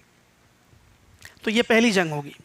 پہلی جنگ تو یہ ہوگی کہ امام مہدی جیسے ہی بیعت کر کے نکلے تو 313 اور وہ 7 علماء، اس طرح 320 کے قریب لوگ ہیں، اب اتنے تھوڑے لوگ تو کیا کر سکتے ہیں، تو وہ وہاں سے نکل کر چھپ جائیں گے، کسی پہاڑ کی وادی میں چھپ جائیں گے۔ ایک آدمی ہوگا ملک شام میں، اس کو پتہ چلے گا کہ ایک ایسا شخص آیا ہے جس نے بیعت کر لی، جو پکا مومن ہے، اللہ کے نبی کے خاندان کا آدمی ہے اور جو دنیا میں امن و امان چاہتا ہے، تو وہ آدمی 12,000 کا لشکر بھیجے گا امام مہدی کے خلاف، اور وہ لشکر مدینہ کے پاس آ کر ایک میدان میں زندہ زمین میں دھسا دیا جائے گا، مکمل 12,000 کا لشکر، اور یہ نشانی بنے گی دور کے مسلمانوں کے لیے۔ 12,000 کا لشکر آئے گا، زمین میں دھسے گا اور اس کی خبر دنیا میں عام ہو جائے گی، 2 آدمی اس میں سے زندہ رہ جائیں گے، اور وہ 2 آدمی، ایک امام مہدی کے پاس جا کر کہے گا آپ کی کرامت ظاہر ہو گئی کہ دشمن کو اللہ نے زمین میں دھسا دیا، اور ایک آدمی اس سفیانی یا اس ظالم بادشاہ کے پاس جا کر کہے گا کہ تمہارا جو لشکر تھا اس کا بیڑا غرق ہو گیا۔ یہاں اللہ کے نبی نے فرمایا فَيَأْتِيهِ أَبْدَالُ الشَّامِ وَعَصَائِبُ أَهْلِ الْعِرَاقِ، لوگ پوچھتے رہتے ہیں کہ امام مہدی کی طرف ہجرت کرنا ہے ہمیں، تو کب کرنا ہے؟ تو یہ اللہ کے نبی نے بیان فرمائی ہجرت کا وقت اور اس کی تعیین۔ عراق اور شام کے مسلمان انتظار کریں گے کہ وہ سفیانی اور ظالم بادشاہ کا لشکر کب زمین میں دھستا ہے۔ دھسے گا کہاں؟ مدینہ کے قریب مقام بیدا پر۔ مقام بیدا ایک چٹیل میدان تھا، آج کل وہاں پر فوجی چھاونی ہے، تو وہ چھاونی میں سب دھس جائے گی، اس کی خبر آپ کو پہنچے گی دور کے مسلمانوں کو، تو آپ سمجھ جانا کہ جو آدمی ہے وہ سچا مہدی ہے، جس کے خلاف یہ لشکر ہے یہ دشمنوں کا ہے۔ یہ امام مہدی کے ظہور کے بعد کی نشانی ہے۔ یاد رکھیے امام مہدی سے بیعت کرنے میں گڑبڑ نہیں کرنا ہے۔ سفیان ثوری فرماتے ہیں یا امام حسن بصری کہ امام مہدی آپ کے گھر کے سامنے سے بھی گزر جائے تو بیعت مت کرو، یہاں تک کہ لوگ ان کے پاس کثرت سے جمع نہ ہو جائے۔ گڑبڑ کی ضرورت نہیں ہے، اس لیے گڑبڑ میں لوگوں نے جھوٹوں سے بیعت کر لی ہے اور چھوٹے چھوٹے چھٹاک قسم کی خلافتیں قائم کر لی انہوں نے، کوئی ان کو دنیا کے دشمنوں سے کوئی تعلق نہیں۔ بلکہ دشمنوں کے غلام بنے ہوئے ہیں۔ تو گڑبڑ، جلد بازی نہیں کرنی۔ ہاں یہ نشانی یاد رکھنا ہے کہ 12,000 کا لشکر کب زمین میں دھستا ہے اور اس کی اطلاع کب آتی ہے، سمجھ جانا کہ یہ تمام مسلمانوں کے لیے نشانی ہے۔ عراق سے، شام سے مسلمان امام مہدی کے پاس پہنچیں گے، اور امام مہدی جب لشکر بڑھ جائے گا تو فرمایا 12,000 کا لشکر ہوگا پہلی جنگ میں یا 15,000 کا۔ 12,000 ان قلوا و15,000 ان کثروا وعلامتهم امت امت۔ اللہ کے نبی نے فرمایا ان کا کوڈ ورڈ بھی ہوگا، مجاہدین کا کوڈ ورڈ ہوتا ہے، امت امت کوڈ ورڈ ہوگا، یہ اللہ کے نبی نے اپنی زبان سے حضرت نے اس وقت فرمایا۔ تو 12-15,000 کے لشکر کے ساتھ حجاز کے حاکم، وہ تین بادشاہ کے بیٹوں کا چل رہا ہوگا نا، ان کو فوراً ختم کریں گے اور وہاں پر عدل و انصاف، امن و امان قائم فرما دیں گے، کیونکہ اصل امن و امان تو مسلمان قائم کرتے ہیں، ہر ایک کی جان، مال، عزت کا حفاظت کرتے ہیں۔ اس کے بعد 2 جنگ ہو گئی۔ ایک جنگ بتائی، وہ جو 12,000 کا لشکر زمین میں دھس گیا نا، تو اس کا جو ظالم بادشاہ ہوگا وہ 70,000 کا لشکر دوسرا بھیجے گا امام مہدی کے لیے، اور امام مہدی سے اس کی جنگ ہوگی، اور اللہ تعالیٰ امام مہدی کو یعنی مسلمانوں کو فتح، کامیابی عطا فرمائے گی۔ اور اللہ کے نبی نے فرمایا وَالْخَيْبَةُ عَلَى مَنْ لَمْ يَشْهَدْ غَنِیمَةَ کَلْبٍ، کہ ناکامی اور نامرادی ہے اس شخص کے لیے جو سفیانی کے لشکر سے مقابلہ نہ کرے اور غنیمت کا مال حاصل نہ کرے، بہت مال غنیمت ملے گا، یعنی اسرائیل اور اس کے علاقے کا پورا زور وہاں پر ٹوٹ جائے گا۔ 2 جنگ ہو گئی، سفیانی کے لشکر سے اور جزیرۃ العرب کے حکمرانوں سے۔ تیسری جنگ کے لیے ایران کے علاقے میں جائیں گے، وہاں بھی اللہ تعالیٰ فتح، کامیابی عطا فرمائیں گے۔ اور چوتھی جنگ جو ہوگی اس کو کہتے ہیں تیسری جنگ عظیم، سب سے بڑی جنگ، جس میں خلاصہ یہ ہے، جس میں کفار کی طرف سے یعنی امریکہ اور اس کے چاہنے والوں کی طرف سے تقریباً 9,60,000 کا لشکر آئے گا روم والوں کی طرف سے، اور مسلمانوں کی طرف سے بھی بہت تعداد میں، کافی تعداد میں بڑا لشکر ہوگا۔ مقابلہ ہوگا، 3 دن تک مسلمان ان سے مقابلہ کریں گے۔ ایک گروہ مسلمانوں کا ہوگا منافقین کا، جو چلے جائیں گے ڈر کے، کہیں گے بھئی ہمارے پاس تو کچھ نہیں ہے، لڑنا بڑنا ہمارا کام ہی نہیں ہے، اور ان کے پاس تو اتنی ٹیکنالوجی ہے اور یہ ہے، اس طرح کی باتیں کر کے وہ نکل جائیں گے۔ تو یہ تو منافقین ہوں گے، کبھی بھی اللہ ان کی توبہ قبول نہیں کرے، یہاں تک کہ یہ دجال کے لشکر میں شامل ہو جائیں گے۔ دوسرا گروہ ہوگا شہیدوں کا، جو صبح امام مہدی کے ہاتھ پر بیعت کرے گا، فیشترطون، بیعت کریں گے، شرطۃ للموت، موت کی بیعت، لا ترجع الا غالبۃ، اس وقت تک نہیں لوٹیں گے جب تک ہم غالب نہیں ہو جاتے، یہاں تک کہ جب رات ہوگی فتفنی الشرطۃ، جتنے بیعت کرنے والے ہیں رات تک سب شہید ہو جائیں گے، فیحجز بینہم اللیل، رات جب آئے گی تو جنگ ختم ہو جائے گی، رک جائے گی، کہیں گے کل صبح لڑتے ہیں، فیفی ہؤلاء وہؤلاء، یہ بھی وہ لوٹ کر چلے گئے، ہم بھی لوٹ کر آ گئے۔ دوسرے دن پھر ایک گروہ مسلمانوں کا اٹھے گا، نوجوانوں کا، پھر بیعت کرے گا کہ غالب ہو گئے تو لوٹیں گے ورنہ نہیں، اور شام تک سب شہید ہو جائیں گے۔ اس طرح 3 دن میں لاکھوں مسلمان شہید ہوں گے، ہزاروں نہیں، لاکھوں۔ چوتھے دن کہتے ہیں امام مہدی کے ساتھ بقیہ مسلمان حملہ کریں گے اور اللہ تعالیٰ ان کو کامیابی عطا کریں گے، اور روم والے اور ان کے ساتھ کے جتنے اتحادی لشکر ہوں گے ان کا اتنا خون خرابہ ہوگا، اتنا خون خرابہ ہوگا کہ حتیٰ ان الطائر لیمر بجنباتہم، ایک پرندہ اگر اس علاقے سے اڑنے لگے گا، فیخالفہم ویخر میتا، اس حال میں گزرتے گزرتے مر کر نیچے گر جائے گا، اتنا زیادہ خون خرابہ ہو چکا ہوگا کہ اس علاقے سے پرندہ اڑ نہیں سکے گا، موت آئے گی اس کو، یا تو بدبو کی وجہ سے یا مسافت بہت لمبی ہوگی تو گزر نہیں سکے گا، مر جائے گا۔ اور مسلمان بھی خوش نہیں ہوں گے، اس لیے کہ ہزاروں لاکھوں بڑے بڑے اہل علم، اہل دانش، نیک متقی لوگ شہید ہو چکے ہوں گے۔ تو امام مہدی فتح ہونے کے بعد اب یہاں پر بیت المقدس کو دارالخلافہ بنائیں گے، اور یہاں اسرائیل ٹوٹ گیا ہے۔ کیا ٹوٹ گیا؟ اس جنگ میں اسرائیل اپنی پوری ٹیکنالوجی کے ساتھ اور امریکہ اور اس کے ساتھ 80 ملک 80 غایہ 80 ملک مل کر آئیں گے اور سب کے سب ٹوٹ جائیں گے. تو امام مہدی بیت المقدس کو آزاد فرمائیں گے. یہ بیت المقدس کی جنگ کہتے ہیں اس کو، اور تیسری جنگ عظیم بھی کہہ سکتے ہیں. اور مسلمانوں کو دارالخلافہ بن جائیں گے. اور امام مہدی اپنے چھوٹے چھوٹے لشکر دنیا کے مختلف علاقوں کو فتح کرنے بھیج دیں گے اور سارے علاقے بھی فتح ہو جائیں گے. اور 7 سال دنیا میں کوئی اور حکومت نہیں ہوگی سوائے امام مہدی کی حکومت، صرف امن و امان ہوگا. 7ویں سال پھر دجال نکلنے کے لیے تیاری کرے گا، اور امام مہدی یورپ کا ایک علاقہ جو بچ گیا ہوگا وہاں حملہ کرنے جائیں گے تیاری کر کے، تاکہ ایک علاقہ جو ان کا یورپ کا کیپٹل ہے اٹلی وغیرہ کا، اس علاقے پر حملہ کرنے کے لیے 6 سال تیاری کریں گے. پھر حملہ کرنے جائیں گے اور وہ ذکر کی برکت سے وہ علاقہ فتح ہو جائے گا. مسلمان اس کی فصیل پر جائیں گے اور کہیں گے لا الہ الا اللہ واللہ اکبر، اس کی دیواریں گر جائے گی اور وہ سب ہار جائیں گے. لیکن یہ عجیب بات ہے کہ یہ جو امام مہدی کی 5ویں جنگ ہے، جس کو قسطنطنیہ کی جنگ کہتے ہیں، اللہ کے نبی نے فرمایا یہ جنگ کرنے والے 70,000 بنو اسحاق کے لوگ ہوں گے. بنو اسماعیل ہیں ہم لوگ، تو بنو اسماعیل نہیں، بنو اسحاق کے 70,000 امام مہدی کے ساتھ ہوں گے، وہ فتح کریں گے. اس میں عجیب اللہ کے نبی نے اشارہ فرمایا. ایک تو اشارہ یہ کہ جب امام مہدی تیسری جنگ عظیم میں کامیابی حاصل کریں گے تو ہزاروں بنی اسرائیل کے لوگ یہودی نصرانی مسلمان ہو جائیں گے، اور مسلمان ہو کر امام مہدی کے لشکر میں آئیں گے، اور وہ امام مہدی کے ساتھ جنگ کے لیے تیار ہو جائیں گے. اور ان کو یورپ اور امریکہ اور ان کے تمام سامان، آلات جنگ، ٹیکنالوجی، پاسورڈز، فلاں فلاں سب پتہ ہے ان کو، کیونکہ ان کے لوگ ہیں.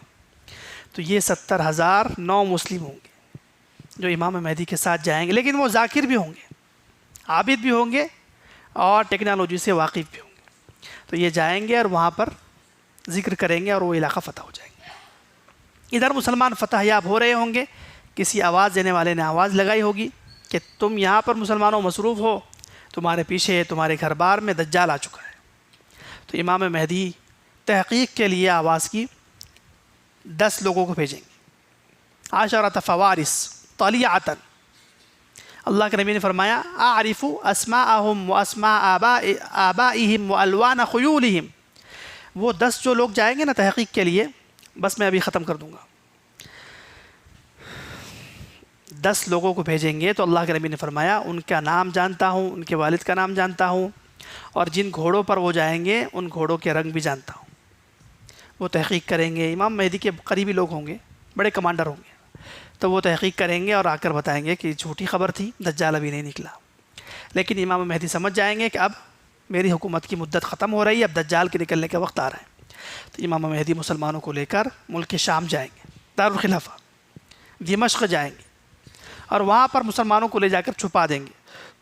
لشکر مسلمانوں کا وہاں داخل ہو رہا ہوگا کہ پیچھے سے دجال نکل جائے گا، اور جب دجال نکلے گا تو امام مہدی سے کہا جائے گا کہ اب آپ اس کا مقابلہ نہیں کر سکتے، کیونکہ دجال کے مقابلے کے لیے ایک شخصیت کو، حضرت عیسیٰ علیہ السلام کو آسمان میں ہم نے محفوظ کیا ہوا ہے. کیوں؟ اس لیے کہ دجال بھی پیدا ہوا بنی اسرائیل میں. اس کو قتل کرنے کے لیے کون آئیں گے؟ بنی اسرائیل کے وہ نبی جن کو یہودیوں نے قتل کرنا چاہا تھا، اور یہودی سب کے سب دجال کے لشکر میں ہوں گے. تو اللہ تعالیٰ وہ بدلہ دلوائے گا حضرت عیسیٰ علیہ السلام کو. اب دجال آئے گا، فتنہ کرے گا، 1 سال 2 مہینہ 14 دن دنیا میں رہے گا. کتنا رہے گا؟ 1 سال 2 مہینہ 14 دن رہے گا. اس دور میں امام مہدی وہاں چھپے ہوئے ہوں گے مسلمانوں کے ساتھ، اور دوسرے علاقے میں جو مسلمان ہوں گے وہ بھی کہیں نہ کہیں چھپ جائیں گے. اس لیے کہ حدیث میں فرمایا کہ جب دجال آئے، من سمع بالدجال فلینأ عنہ، جو سن لے کہ دجال آ چکا ہے تو اس کو چاہیے کہ وہ چھپ جائے، سامنا آمنا نہ کرے. بہت سارے لوگ اس کا مقابلہ کرنے یا مناظرہ کرنے جائیں گے اور دجال کے لشکر میں شامل ہو جائیں گے. ایسے شبہات ڈالے گا، ایسا حملہ کرے گا. دجال سے بچنے کا حکم ہے. تو دجال آئے گا، اور دجال کے آخر میں پھر کون آئیں گے؟ حضرت عیسیٰ علیہ السلام آئیں گے. اسی علاقے میں دجال پوری دنیا میں فتنہ برپا کرے گا سال بھر میں. پھر وہ آئے گا شام میں، اور شام میں آنے سے پہلے، اب دجال پر بہت ساری باتیں ہو سکتی ہیں، لیکن چونکہ وقت زیادہ ہو چکا ہے تو خلاصہ ذکر کرتے ہیں کہ دجال امام مہدی کی طرف آئے گا اور ان کے ساتھ مقابلہ کرنا چاہے گا. تو امام مہدی بھی مسلمانوں سے کہیں گے چلو اب تک تو بچتے رہے 1 سال تک، لیکن اب آ گیا تو مقابلہ کرنا پڑے گا۔ تو وہ صفیں درست کریں گے، میدان میں مسلمانوں کو تیار کریں گے، اور تہجد سے لوگ اٹھ کر میدان میں اتر جائیں گے، رات بھر سے ہی صفیں لگ جائے گی۔ اور مسجد دمشق بنو امیہ کی بہت بڑی جامع مسجد ہے، وہاں پر مسلمان جمع ہوں گے، امام مہدی بھی ہوں گے، سب لوگ نماز کے لیے جمع ہوں گے۔ فجر کی نماز کا وقت ہوگا، تکبیر ہو گئی ہوگی، امام مہدی مصلی پر ہوں گے کہ اتنے میں غوطہ نام کے علاقے میں ایک بہت بڑا مینارہ ہے، جس کو کہتے ہیں المنارۃ البیضاء، شرقیہ دمشق۔ دمشق کا مشرقی علاقہ ہے، اور وہاں الغوطہ شہر ہے جو دمشق سے بالکل لگ کر ہے، وہاں ایک مینارہ ہے۔ اس مینارے پر حضرت عیسیٰ علیہ السلام نازل ہو رہے ہوں گے، 2 فرشتوں کے کندھوں پر ہاتھ رکھا ہوا ہے، زرد اور پیلی رنگ کی چادر اوڑھی ہوئی ہے، اور سر کے بال یہاں تک ہے، اور اس میں سے پسینہ ٹپک رہا ہے، لیکن وہ پسینہ جمان کاللؤلؤ، موتیوں کی طرح ٹپک رہا ہوگا، سر کی حرکت سے پسینہ ٹپکے گا۔ حضرت عیسیٰ علیہ السلام مینارے پر اتریں گے، فرشتے چلے جائیں گے، فرشتے ہمیں نظر نہیں آئیں گے۔ پھر حضرت عیسیٰ کہیں گے کہ اب میں دنیا میں آ گیا، دنیا دار الاسباب ہے، اسباب کا انکار کفر ہے، اس لیے سیڑھی کا انتظام کر لو۔ تو مسلمان سیڑھی لگائیں گے، پھر دجال حضرت عیسیٰ علیہ السلام سیڑھی سے اتریں گے، اتر کر نماز کے لیے آئیں گے، تو امام مہدی حضرت عیسیٰ کو دیکھ کر پیچھے ہٹ جائیں گے کہ نبی آ گئے۔ امام مہدی نہ نبی ہے اور اب تک صحابی بھی نہیں ہے، ایک مجدد اور مجتہد ہے بس، اس لیے وہ نبی کے استقبال میں پیچھے ہٹیں گے۔ لیکن حضرت عیسیٰ کہیں گے کہ اقامت آپ کے لیے کہے گی، تو یہ نماز تو آپ ہی پڑھائیں گے۔ اللہ تعالیٰ نے اس امت کو یہ شان بخشی ہے کہ حضرت عیسیٰ جیسا پیغمبر، اولو العزم پیغمبر، امام مہدی ہماری ایک امتی کے پیچھے نماز پڑھے گا۔ نماز جب ہو جائے گی تو حضرت عیسیٰ علیہ السلام کہیں گے کہ میرے ہتھیار، جنگ کا سامان لاؤ، اور کہیں گے دمشق کی جامع مسجد کا دروازہ کھول دو، اور ڈرنے کی اب ضرورت نہیں ہے۔ ادھر دجال، اس کے ساتھ 70,000 سے زائد لشکر یہودیوں کا موجود ہوگا۔ حضرت عیسیٰ علیہ السلام نکلیں گے اپنے ہتھیار اور سواری کے ساتھ، اور دجال جیسے ہی حضرت عیسیٰ کو دیکھے گا، اس کو تو کچھ پتہ نہیں تھا نا، جیسے ہی حضرت عیسیٰ علیہ السلام کو دیکھے گا تو یذوب کما ذاب الملح فی الماء، ایسے پگھلنا شروع ہو جائے گا جیسے پانی کے اندر نمک گھل جاتا ہے۔ صرف حضرت عیسیٰ علیہ السلام کی نظر سے اور سانس سے اس کی جان ختم ہونا شروع ہو جائے گی۔ لیکن مسلمانوں کے دل میں چونکہ خوف بہت ہے نا، تسلی کے لیے حضرت عیسیٰ اس کا پیچھا کریں گے اور کہیں گے ایک حملہ تو تیرے لیے ہے، اور ہم جیسے مسلمانوں کو بتائیں گے کہ صرف ایک پہلو عبادت کا نہیں، 2 پہلو ہوتے ہیں۔ ابھی نماز پڑھی نا، ابھی کہاں اترے؟ میدان میں۔ کیا صرف نماز پڑھتے رہے اور کہ اللہ باطل کو تو خود ہی توڑ دے، اپنی قدرت سے توڑ دے؟ اللہ کے نبی نے ایسا باطل توڑا؟ نہیں توڑا۔ اللہ کے نبی صلی اللہ علیہ وسلم بدر کے میدان میں اترے اور رات بھر وہاں دعا کی ہے، رات بھر دعا کی ہے، وہی دعا مسجد نبوی میں کر سکتے تھے، مستجاب الدعوات تھے، لیکن اللہ کی قدرت کو جانتے تھے، اصول کو جانتے تھے کہ ہمارے لیے اصول یہ ہے کہ ہم میدان میں اتریں گے، پھر دعا کریں گے تو دعا قبول ہوگی، جبرائیل کا لشکر آئے گا۔ گھر پہ بیٹھ کے دعا قبول کریں گے، تعمر بھی جبرائیل کا لشکر نہیں آئے گا۔ حضرت عیسیٰ بھی یہی سبق دیں گے، ہم سب کو بھولا ہوا۔ امام مہدی بھی یہی سبق دیں گے، آ کر کہاں اتریں گے؟ بیعت کے بعد فوراً مقابلہ۔ حضرت عیسیٰ علیہ السلام دجال کا پیچھا کرتے کرتے اسرائیل میں داخل ہو جائیں گے، اور وہ وہاں سے لود نام کی جو بستی ہے جہاں پر ان کا ایئرپورٹ ہے، وہاں سے وہ ہوائی جہاز میں بیٹھ کر اڑ کر بھاگنا چاہے گا، لیکن حضرت عیسیٰ علیہ السلام تیز رفتار سواری سے اور اللہ کی نصرت کے ساتھ اس کو پکڑ لیں گے، اور پکڑ کر نیزہ سے حملہ کریں گے، یہاں تک کہ اس کو مار دیں گے، اور مسلمانوں کی تسلی کے لیے اس کا خون اپنے نیزے پر مسلمانوں کو بتائیں گے کہ یہ سب سے بڑا فتنہ جن سے تم ڈر رہے تھے، آج اللہ نے اس کا اختتام کر دیا۔ مسلمانوں کو جب پتہ چلا کہ حضرت عیسیٰ نے اس کا کام تمام کر دیا تو بچ گئے اس کے چیلے، تو مسلمان اندھا دھن حوصلہ آ گیا، ہمت آ گئی، طاقت آ گئی، اس یہودیوں پر حملہ کریں گے اور سارے یہودیوں کو قتل کریں گے، ایک بھی یہودی زندہ نہیں بچے گا۔ کچھ یہودی کسی درخت کے پیچھے، کسی دیوار کے پیچھے، کسی اور جگہ چھپنا چاہیں گے، تو حدیث میں ہے مسلم میں کہ وہ دیوار اور درخت کو اللہ زبان دے دے گا اور کہیں گے تعال ایھا المسلم ان ورائی یہودی فاقتلہ، اے مسلمان جلدی آؤ، میرے پیچھے یہودی چھپا ہوا ہے، اصلاً اور نسلاً خبیث ہے، اس کو تم ختم کرو۔ تو مسلمان سارے یہودیوں کو ختم کریں گے۔ اتنے ہی دنیا میں اللہ کے دشمن ہوں گے، اتنے ہی کفار ہوں گے، اتنے ہی مشرکین ہوں گے، دنیا کے سارے مشرکین اس وقت ختم ہو چکے ہوں گے۔ اب یہ سارے ختم ہو گئے، اب صرف مسلمان اور حضرت عیسیٰ کی خلافت قائم ہوگی۔ امام مہدی کچھ دن زندہ رہیں گے اور اس کے بعد ان کا انتقال ہو جائے گا، کیونکہ ان کی عمر 7 یا 9 سال ہے ظاہر ہونے کے بعد۔ امام مہدی کا انتقال ہوگا، اور علماء نے لکھا ہے کہ امام مہدی کی نماز جنازہ بیت المقدس میں ادا کی جائے گی۔ حضرت عیسیٰ امام ہوں گے، نماز جنازہ پڑھائیں گے، امام مہدی کو وہیں پر دفن کر دیں گے۔ پھر حضرت عیسیٰ سے کہا جائے گا کہ ابھی کچھ دن رک جائیے، ایک اور آزمائش ہے، یاجوج ماجوج کا فتنہ۔ یاجوج ماجوج کا فتنہ ہوگا، حضرت عیسیٰ مسلمانوں کو لے کر کوہ طور کے پہاڑ پر جا کر چھپ جائیں گے، اور وہ پہاڑ اللہ تعالیٰ ایسا وسیع کر دے گا کہ مسلمانوں کو چھپا لے گا، ڈھانپ لے گا۔ یاجوج ماجوج آئیں گے اور دنیا میں فتنہ فساد کریں گے، اور روایات میں صراحتاً تو نہیں ہے لیکن اشارتاً ہے کہ چند سال رہیں گے، 3 یا 7 سال۔ حضرت عیسیٰ کی دعا سے یاجوج ماجوج کے گردن میں ایک زخم ہوگا جس سے وہ سب مر جائیں گے۔ جب مر جائیں گے زمین خون سے، بدبو سے بھر جائے گی، تو حضرت عیسیٰ دعا کریں گے کہ اللہ اتنے بندے تو ہے نہیں کہ زمین صاف کر سکیں، آپ اپنے قدرت سے ہی زمین کو صاف فرمائیں۔ تو اللہ تعالیٰ کچھ پرندے بھیجیں گے سمندر سے، وہ ان کی لاشیں اٹھا کے دور لے کر چلے جائیں گے، اور پھر اللہ بارش نازل فرمائے گا اور ساری زمین پاک و صاف ہو جائے گی۔ یہاں سے حضرت عیسیٰ کی 40 سال حکومت ہوگی، جسے کہتے ہیں خلافت علی منہاج النبوہ، جس میں عدل ہوگا، انصاف ہوگا، اور اتنا امن و امان ہوگا کہ سانپ ڈسنا بھول جائے گا۔ سانپ کے ساتھ چھوٹا بچہ کھیلتا رہے گا، اس کے منہ میں ہاتھ ڈال دے گا لیکن ڈسے گا نہیں۔ شیر کے ساتھ مسلمان بچہ کھیلے گا لیکن شیر حملہ نہیں کرے گا۔ بکریوں کے ساتھ بھیڑیا چرتا رہے گا، حملہ نہیں کرے گا۔ امن و امان اتنا ہوگا، عدل و انصاف اتنا ہوگا، اور برکتیں اتنی ہوگی کہ ایک انار ایک پورے خاندان کے لیے کافی ہو جائے گا، اس کے چھلکے سے پورا ایک قبیلہ چھاؤں حاصل کرے گا، ایک بکری کا دودھ پورے ایک خاندان کو کافی ہو جائے گا۔ امن و امان، خیر و برکت ہوگی، اور یہ خیر و برکت صرف اسلامی نظام خلافت میں ہوتی ہے اور کہیں نہیں ہو سکتی۔ حضرت عیسیٰ علیہ السلام کی شادی ہوگی، پہلے شادی نہیں ہوئی تھی، شادی ہوگی، بچے ہوں گے، اور اس کے بعد حضرت عیسیٰ کا انتقال ہوگا۔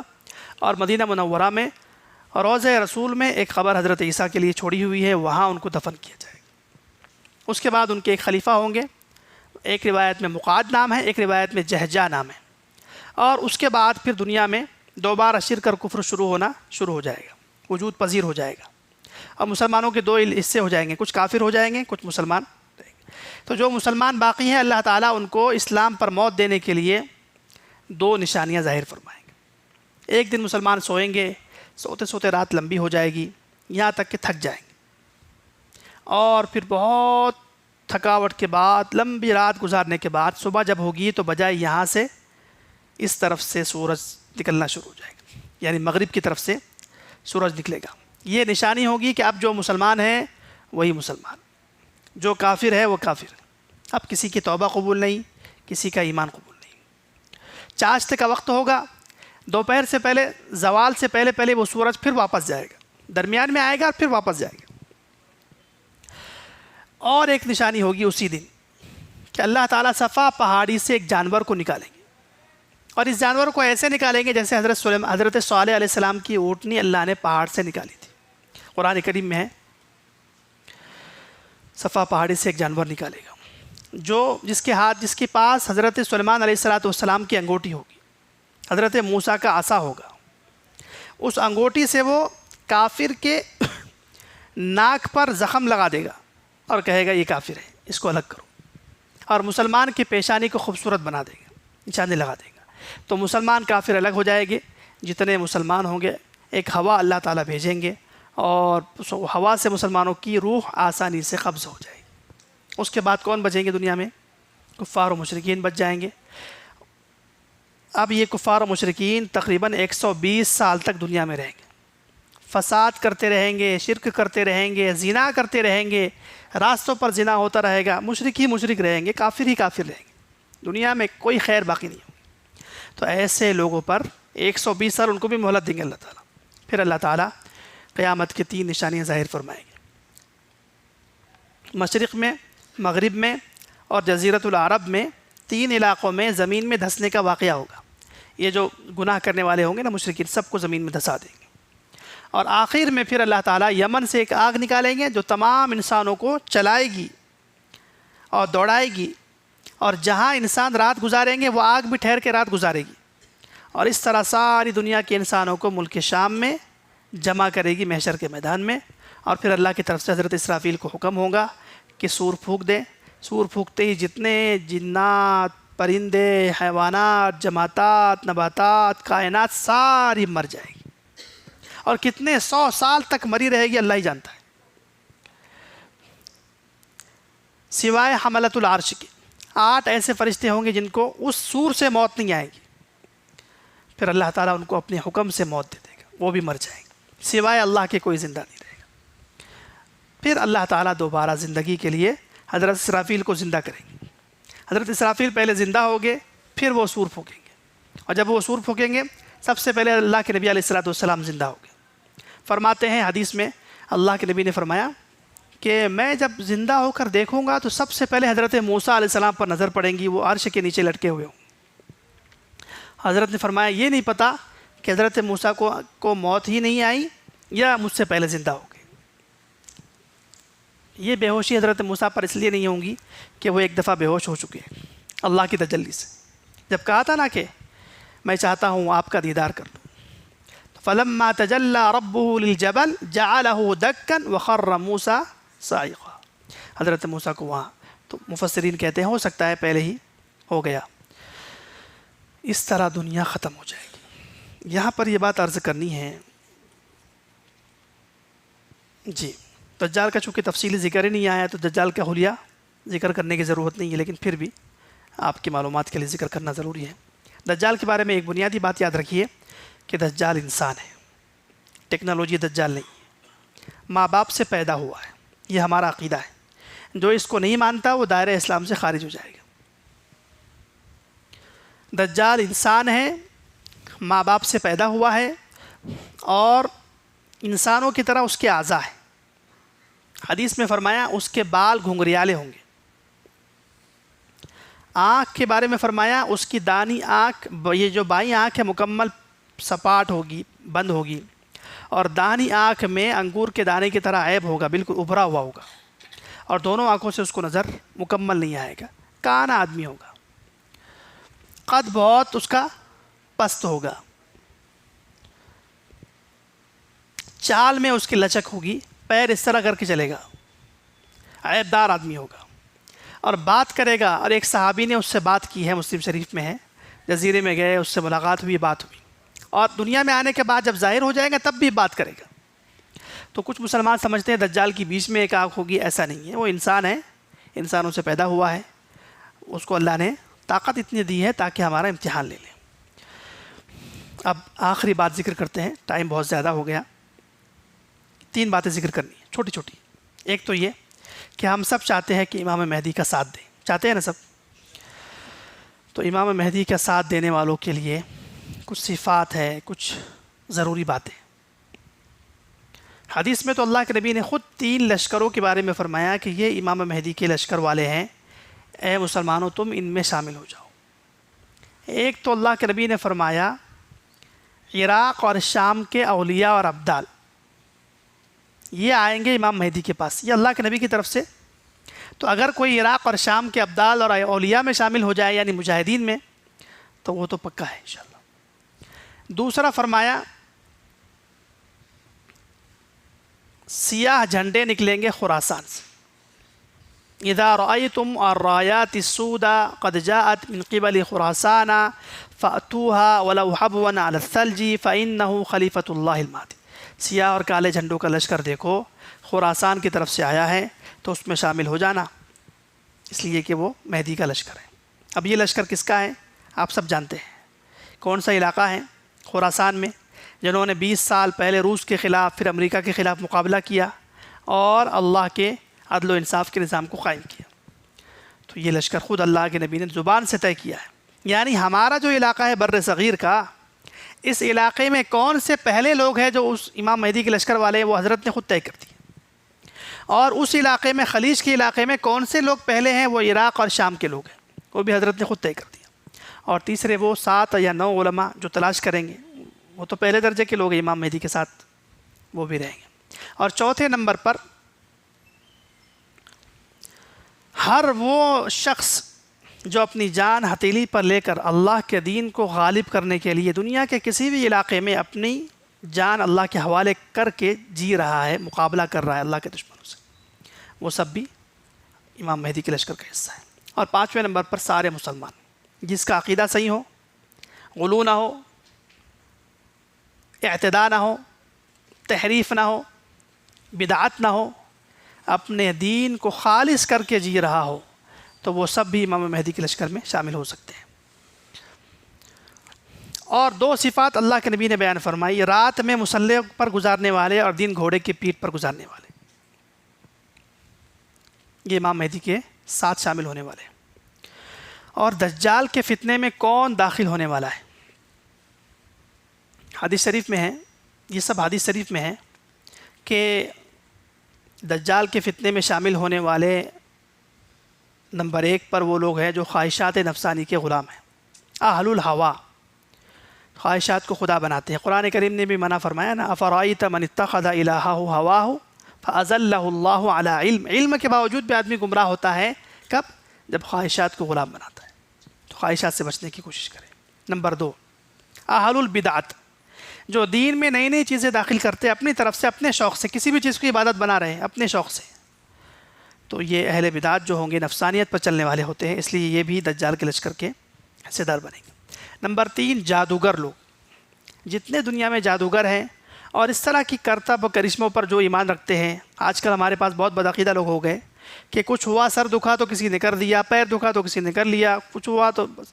تو یہ بھی بدعقیدگی آپ کو نعوذ باللہ دجال کے لشکر تک لے کر جا سکتی ہے.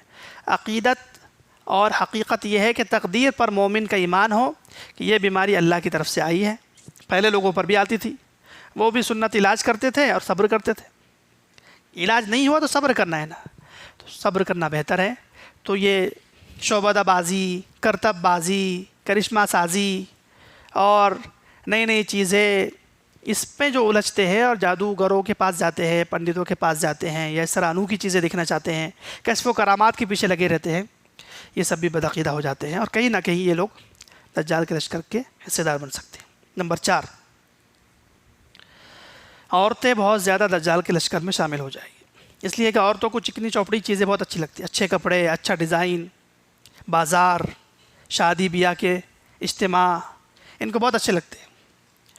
اس لیے عورتیں بھی بہت زیادہ دجال کے لشکر میں شامل ہو گئی. یہاں تک حدیث میں ہے کہ بندہ جب باہر جائے گا تو اس کو کسی ستون سے باندھ کر جائے گا کہ پیچھے پیچھے نکل جائے گی. لیکن افسوس کی بات ہے نا کہ ہم نے موبائل دے دیا عورتوں کو، تو وہ آدھی دجال کی پیروکار بن چکی ہے. وہ شوہر کو بتا رہی ہے یہ اچھا ڈیزائن یہاں آیا، فلاں فلاں، آن لائن شاپنگ کرتی ہے، پھر شوہر کو لے کر بھی جاتی ہے. پھر نعوذ باللہ خرافات میں کون لگا رہی ہے؟ بیوی لگا رہی ہے. تو موبائل بھی مت دو اور عورتوں کو گھر میں رہنے کا عادی بناؤ. میں تو یہ کہتا ہوں کہ دین کے لیے بھی عورت گھر سے باہر نہ جائے. قرآن کریم کا حکم ہے وقرن فی بیوتکن، اپنے گھر کو لازم پکڑو. امہات المومنین سے کہا ولا تبرجن تبرج الجاہلیۃ الاولی، کیونکہ عورت جب گھر سے باہر نکلتی ہے استشرفہا شیطان، شیطان اس کو اپنا تیر بنا لیتا ہے، چاہے وہ دین کے لیے نکلے چاہے دنیا کے لیے. صحابیات نے جو دین حاصل کیا صحابہ سے، اپنے شوہروں سے، اپنے محرموں سے، بس اور کسی سے نہیں. تو گھر میں رکھے عورتوں کو. یہ اتنے لوگ ہیں جو دجال کے لشکر میں شامل ہو سکتے ہیں. اب دجال سے بچنے کے لیے 2-3 باتیں کہ دجال سے بچنا ہے تو کیا کریں گے. تو نمبر 1، علماء حق کی صحبت میں بیٹھیں. جہاں اس طرح علماء حق کی مجلسیں ہو تو وہاں بیٹھیں، جو حق بیانی کرتے ہیں، جو قرآن و سنت کو صاف شفاف پیش کرتے ہیں. کیونکہ قرآن و سنت کو پیش کرنے کے جو 2 طریقے ہیں اس وقت، ایک طریقہ ہے تنظیموں اور جماعتوں کے راستے سے، اور ایک طریقہ ہے خالص جو اللہ نے دیا ہے. کیونکہ تنظیموں و جماعتوں کا مسئلہ یہ ہے اس وقت کہ وہ ان کی کچھ کرائٹیریاز ہوتے ہیں، کچھ حدود ہوتے ہیں ان کے. کہتے ہیں یہ بولو یہ مت بولو، یہ اپنی ترتیب نہیں ہے، یہ اپنے خلاف ہے، یہ اس کی ترتیب ہے، یہ اس کا طریقہ ہے، یہ فلاں کا مشن ہے. کچھ نہیں. علماء حق اہل سنت کے جو ہیں پورے قرآن، تمام احادیث، تمام صحابہ سے منقول باتیں بیان کریں گے. کوئی ترتیب نہیں ہماری ترتیب قرآن ہے، حدیث ہے، علماء حق ہیں، سلف صالحین ہیں. تو علماء حق کی صحبت میں بیٹھیں گے، فتنوں کا سے بچیں گے. نمبر 2، فتنوں کا علم حاصل کریں گے. فتنوں سے متعلق جو مجلسیں لگے یا حدیث میں جس کو بیان کیا گیا اس کو مسلمان سمجھے، صحبت میں رہے مسلمانوں کے، اہل علم کے، تو فتنوں کا علم حاصل کرنے سے فتنوں سے بچ جائیں گے.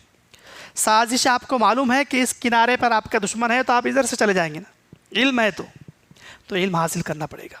آپ کو پتہ کرنا پڑے گا کہ جھوٹا مہدی کیا ہے، سچے مہدی کی کیا نشانیاں ہیں، تب آپ جھوٹے سے بچیں گے. جھوٹا دجال کیا ہے، سچا دجال کیا ہے، دجال انسان ہے یا نہیں ہے، آپ کو معلوم کرنا پڑے گا. فتنوں کا علم. تیسرا ہے سادہ زندگی.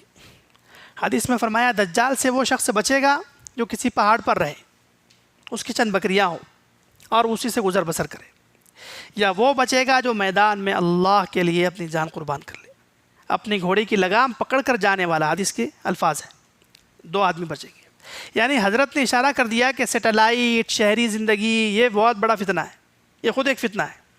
اس لیے کہ اس میں انسان عیش و آرام کا اور ہمارے علاقے میں ڈھابوں کا، ہر اتوار کو ادھر گھومنے کا، ادھر کھانے کا، اے سی میں رہنے کا عادی ہو جاتا ہے. تو اسلام کے کسی کام کا نہیں ہے. اس لیے کہ اسلام عابد بنانے کے لیے نہیں آیا. فرشتے بہت عابد تھے، ہم سے بڑے عابد ہیں. اسلام تو جوہد اور مجاہدہ چاہتا ہے. حضرت حمزہ کی طرح قربانی دینے والا، حضرت حنظلہ کی طرح قربانی دینے والا، مقابلہ کرنے والا، جفا کش مسلمان. تو سادہ زندگی اپنائیں گے تو پنکھے کے بغیر بھی رات گزار کے دیکھیں. اہل غزہ تو 4 دن 8 دن سے نہیں کھا رہے ہیں. آپ ایک دن گھر میں لکھ کے لگا دیں کہ آج کا دن فاقہ رہے گا انشاءاللہ. کیونکہ یہ وقت آئے گا کہ آپ کو کھانا نہیں ملے گا. تو اگر عادت نہیں ہے تو نعوذ باللہ ایک لقمے کے لیے آپ ایمان بیچ دیں گے. ایسا نہ ہو. تو اپنے بچوں کی، اپنی عورتوں کی اور خود اپنی تربیت سادگی میں کر لیں، مجاہدہ مشقت میں کر لیں. رات میں آ کر کون لمبا قیام کرتا ہے؟ اللہ کے نبی نے قیام فرمایا تو 5.5 پارے ایک رکعت میں پڑھے. کتنے؟ مسلمانوں کو تو پتہ نہیں کتنی صورتیں یاد ہے، بہت کم یاد ہوتا ہے. تو جتنی یاد ہے اس کو بار بار پڑھے. 10 یاد ہے، 20 یاد ہے، اور یاد کرنا شروع کرے اور سوچے کہ میں 1 گھنٹے کا ایک رکعت میں قیام کروں گا انشاءاللہ. تو پیروں کو ورم ایسی تو آئے گا. تو اپنے آپ کو سادہ رکھیں گے تو فتنوں سے محفوظ رہیں گے. اور اللہ کے نبی نے فرمایا کہ سورۃ الکہف کا پہلا اور آخری رکوع جو مسلمان پڑھے گا اللہ تعالیٰ اس کو فتنوں سے محفوظ کرے گا. اللہ سے دعا کرتے ہیں اللہ تعالیٰ ہم سب کو ہر قسم کے ظاہری باطنی فتنے سے محفوظ فرمائیں. وآخر دعوانا الحمدللہ.